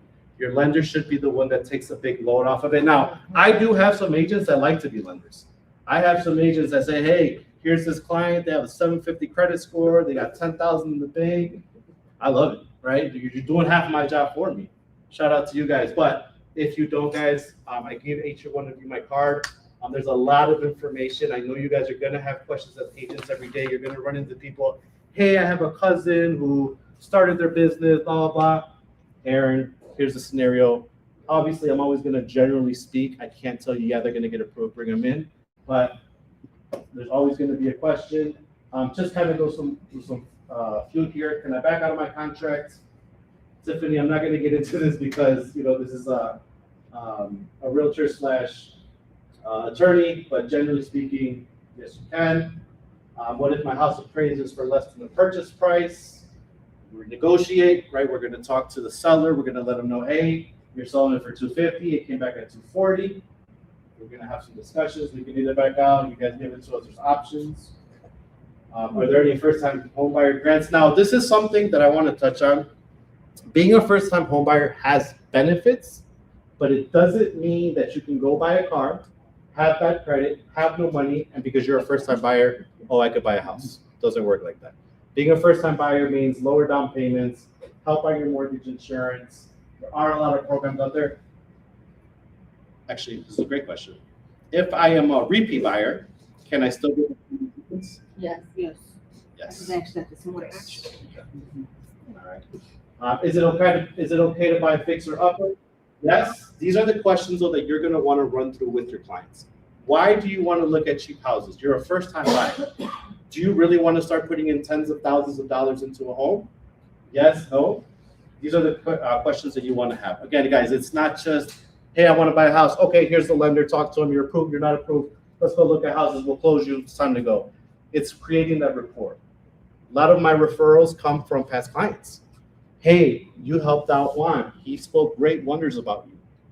That's where you guys want to be at. You want to be in that pool of people that are getting recommended by word of mouth and not just, oh, I need a lender. Let me go pick one out of a hat. I need a real estate agent. Let me go pick one out of a hat. It's staying in front of your clients, keeping them informed, and just overall, of course, doing a great job because I know you guys are going to shine. Questions? Thank you. One of the things I do want to say is there are tens of thousands of real estate transactions happening on a regular basis. We all know this, right? There's what, like a couple 100,000 real estate brokers. There's a shit ton of real estate attorneys. What I've found and what I look for in a professional, and one thing that's important, is not that whether they can do the deal, it's when shit goes sideways, can you do the deal? How do you manage the problem? How do you manage the situation when things go bad? And the attorney or the real estate broker or the lender that you have, can they solve the issue? Like we've got a, this is not yours, but if you're buying a brand new construction, which I strongly advise against. That's the worst freaking thing to buy is brand new construction. Just the contract's so horrible, the negotiation is terrible, but they're dealing with a lender and someone filed a fraudulent tax return on their taxes. So now he's trying to get the IRS to untangle. So how do you untangle that situation? How do you figure out how to get through that? So having a strong lender that can go, oh, you know what, we recognize that is important. So thank you all for coming. I do want to throw one few things. I did leave a flyer for you guys on your table to look at. One of the programs that we offer, we work with title companies. So it's a little bit off-put, like in terms of it's not typical. However, in Illinois, a buyer can actually choose their own title company. And you're like, well, what? That can happen. Well, if you look at the documents that your client is signing at the closing table, one of them is the Closing Disclosure Act. The Business Disclosure Act, which essentially says that the seller's attorney, and it has like the title fees on there, and it says that the seller's attorney collected a certain amount of money from the title company. And in the exact same document, it says that your client had a right to pick their own title company, but they waived it, and they're signing that document waiving it. Now, I read this, and I'm like, wait, what? And so what we do now, and one of the things that we do, and we've done hundreds of these transactions, we've given out hundreds of thousands of dollars to our clients. We'll actually, the buyer is paying between $3,000 to $3,500 to $5,000 in title fees. That's just the buyer's expense that they're paying no matter what. That money goes to the seller's side, goes to the seller's title company and the seller's attorney. As a buyer, the buyer gets to choose who they want as a title company. So right out of the gate, we pick the title company on behalf of the buyer as the buyer's attorney. That fees shift from the seller's side to the buyer's side. Nothing changes the amount that they're paying. But because of that, my office now makes more money because we become the title agent. And so we'll make an extra $2,000 in the deal. And from that, we cut a check at the closing table for $1,000 back to the buyer. So when the buyer is done with the whole transaction, they walk out with a check for $1,000 in their hand as a part of a thank you for the transaction. So something that's really great for your clients who want to use. Aaron has done it. You've done these deals with me, right? Yeah. He was like, wait, what? Yeah, he's on top of it. I can't speak highly enough, but trust him. So what about the sellers attorney? Are they okay with that? They might not be taken to that. So here's the part. So they don't like it because they're making about, so the seller's attorney usually makes between $3,000 to $5,000 themselves from the transaction, right? So they're only making $1,000 less. The one that really gets pissed is the seller's title company, right? Because, and the seller's attorney does get upset about it, but again, they can't cancel the deal. Oh, that. Legally, because by law, the buyer has the right to pick their own title company. And so I've had many conversations with the seller's attorneys. They try to fight back, and I'm like, very simple. The law states is very clear. You cannot cancel the transaction. I've had attorneys who tried to cancel the transaction, and I have sued them, and I took them to court, and I tied up the contract for 6 months. They couldn't sell. They didn't do that again. My client actually walked away with more money than what was in the earnest money, and they paid my fees. Did you run through it again? Like, at what point do you say no, go with this title company? Right out of the gate. So it's within the attorney review period. So what will happen is, so I have a whole team of people. So what will happen is, as soon as the contract comes in, we'll process the contract and we'll fire out a response saying, hey, we received this contract. Thank you very much. We'll also have someone from my team will contact the client and talk to the client, explain the contract to them, talk about our agreement, talk about the bifurcation, explain the process, and they get a choice. Listen, you can either stay with it as it is, you pay your title fees, or if you want, we offer this option where you actually get $1,000 back at closing, and we explain that to the client. And the client signs off and they sign our retainer that says, yes, I agree. And that's what I want. I want my $1,000 at the end of the closing. and immediately within 24 hours, you fire the attorney review letter, goes to the other side, and it says right out of the gate, we're taking over title. And so we handle that whole process. Now, sometimes the attorney will call the broker and yell at the broker, and then the broker will call you and yell at you about it, and they'll be like, that's what my job, I'm the hired gun. Just point, and I shoot. So just put me there, right? Don't get involved. Don't jump in and be like, listen, the attorney's handling it. I would just refer it all back to the attorney. That's what our job is for. Where do you have your offices at? Because I'm in the Joliet area, so I don't know if you have something like close by. So our title companies are mobile notaries. So the title company we work with can be all over. We work with a couple different title companies. My specific office, we are fully remote. So my entire team is overseas. Okay. So, and we're all Spanish speaking. Well, they're all Spanish speaking. I speak broken Spanish. Yeah. Oh, no hablas, yeah. No hablas poquito español. Yeah, that was intended. But everybody speaks Spanish. Even our, you notice the flyers are bilingual, right? Our closing documents are bilingual. So when the buyer or the seller is selling the documents, we have an entire set in Spanish. Even though those are not official documents, but I've always wondered, you're signing a bunch of documents, you have no idea what you're signing because you don't speak English, so you should have a set of documents to understand what you're signing. So yes, and so we have an office in Palos Heights. It's more like a file cabinet, but we do have offices if I need to be with clients or do anything we do there, but everything is we decided to go full technology, fully remote. So everything's in the cloud. When you sign up, we set up a texting system. So you'll automatically, and your client will get text messages on every calendar day, everything that's coming up, everything that's happening. So you're continuously being updated as to changes. Within the next 6 months, we'll actually have an app where you can actually open up the app and you can see where the client is at and all of your deals as a broker. So if you've got 12 deals with us, you'll see all 12 deals where they're at and where the red line is in terms of we're missing this document, we're missing this piece. So I'm all about technology. I also can't swear by this enough. I've gotten more comfortable with a couple of things. He's wonderful. The staff is responsive.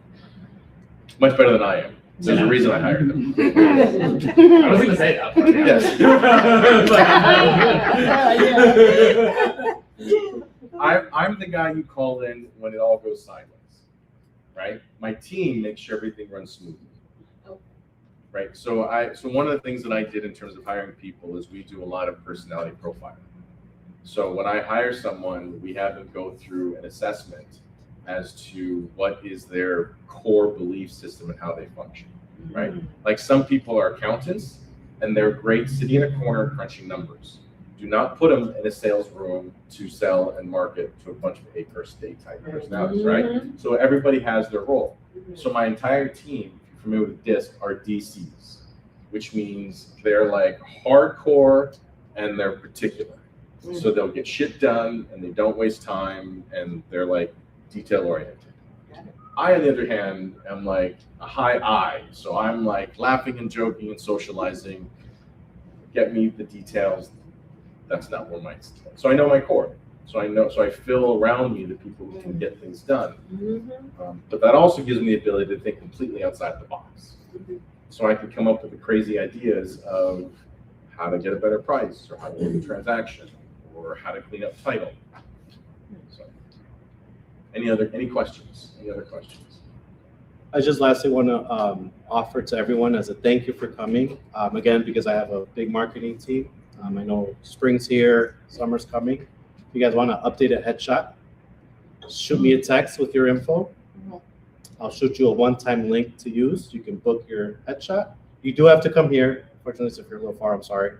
But I will get you guys all an updated headshot at your as a thank you. Did you? Oh no. But here, if you want his contact information, you're gonna have to register. So if you didn't register, raise your hand if you didn't register.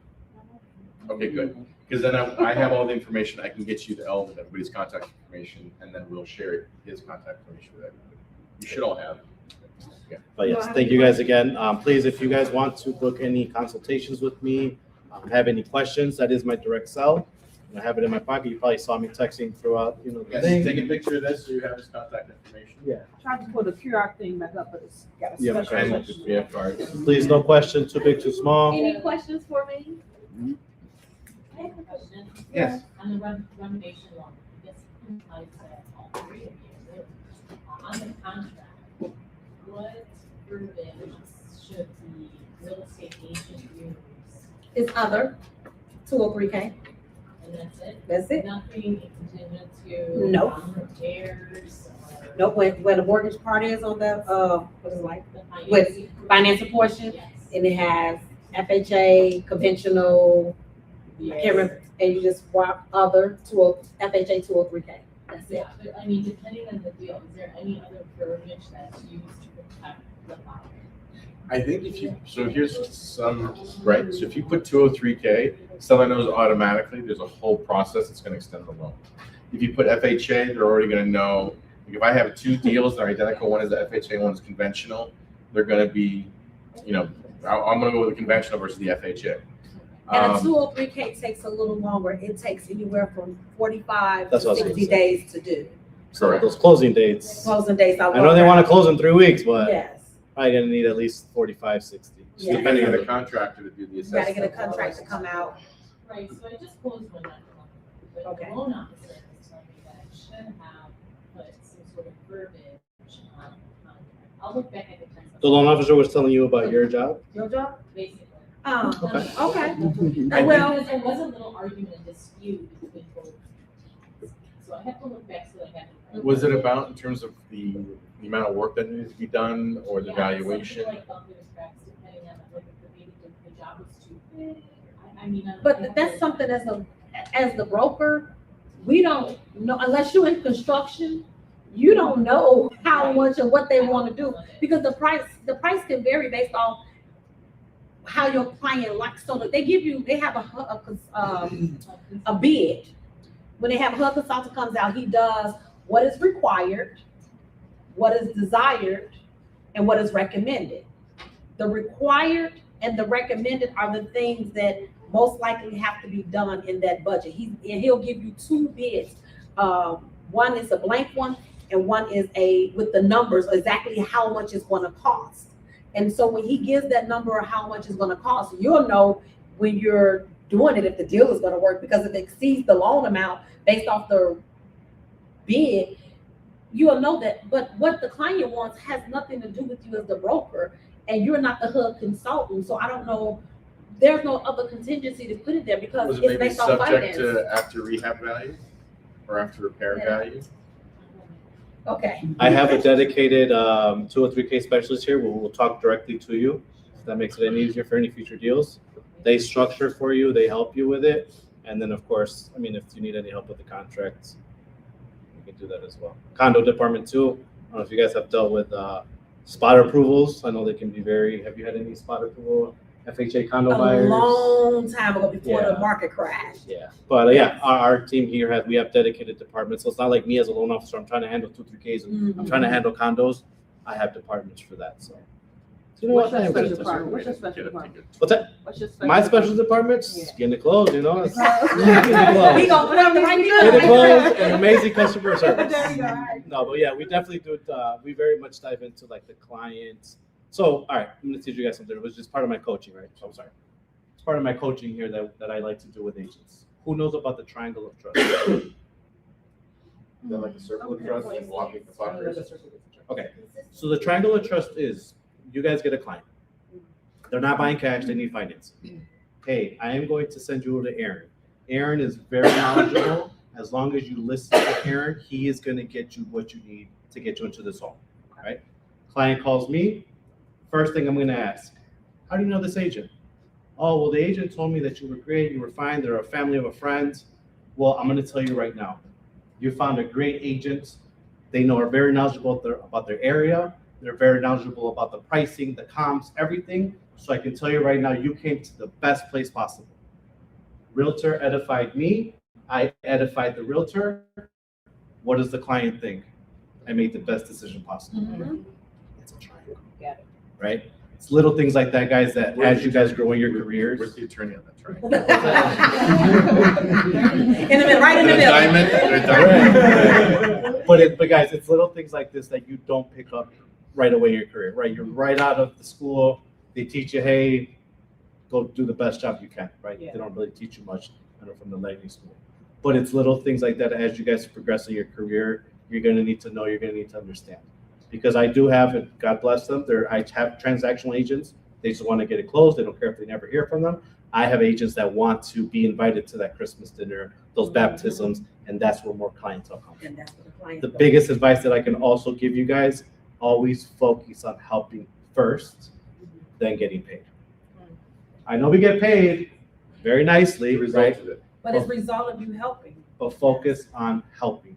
What problem can I solve for you other than, yes, you're just buying a house, right? I mean, that's key, but just always keep that in the back of your minds. What am I doing to help this So that man? small deal that you thought we were making a lot of money on, they might have a rich uncle. Yes. Or they might have a bunch of friends, and they know a bunch of people, and they start referring you a bunch of business.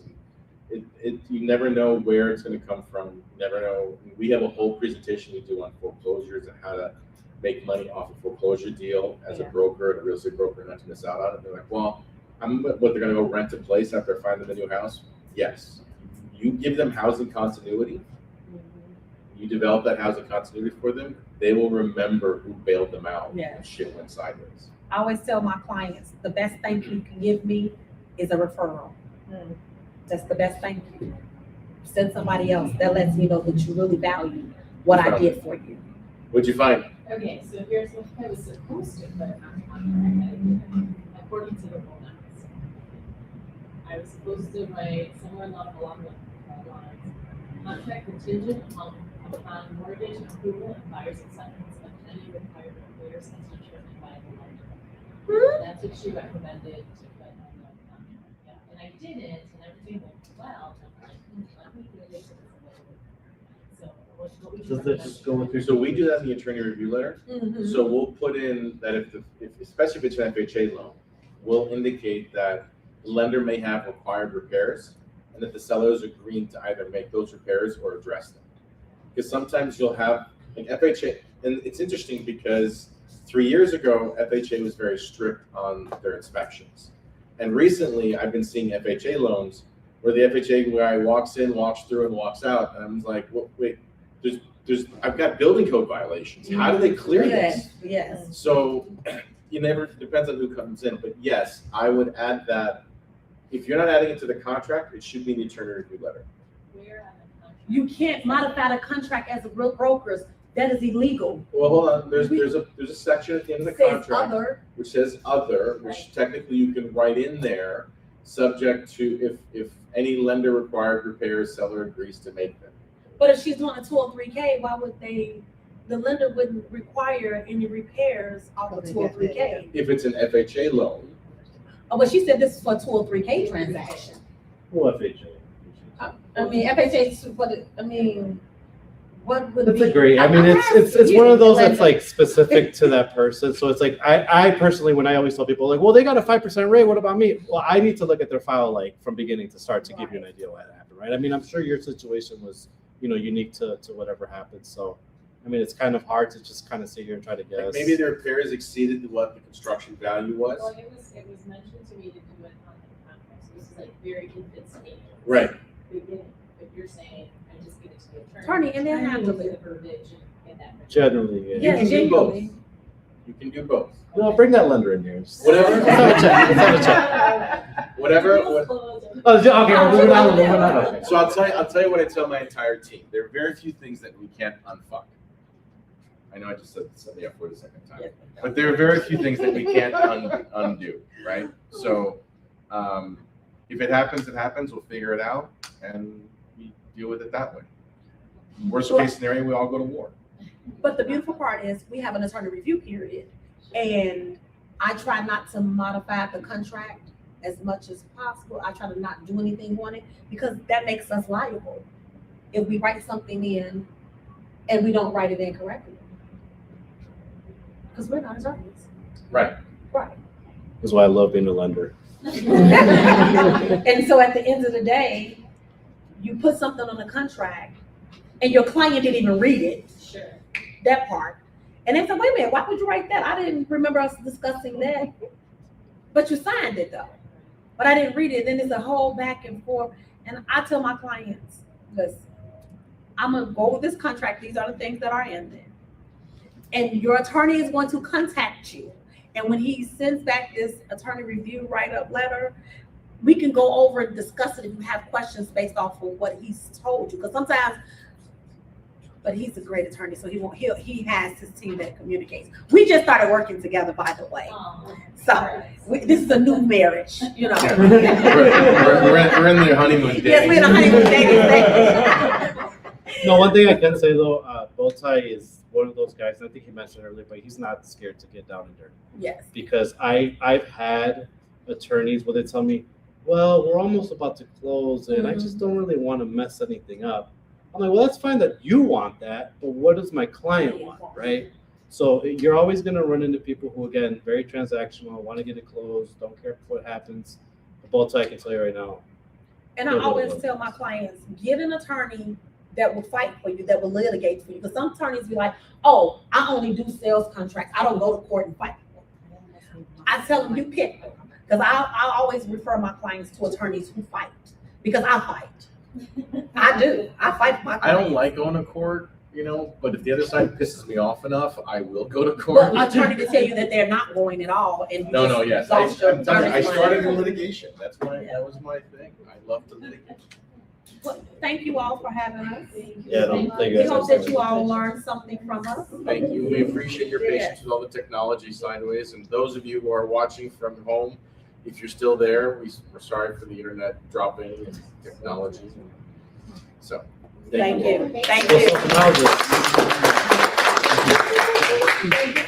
Good work. yes, absolutely. There's a lot of luck. If anybody wants to take some home.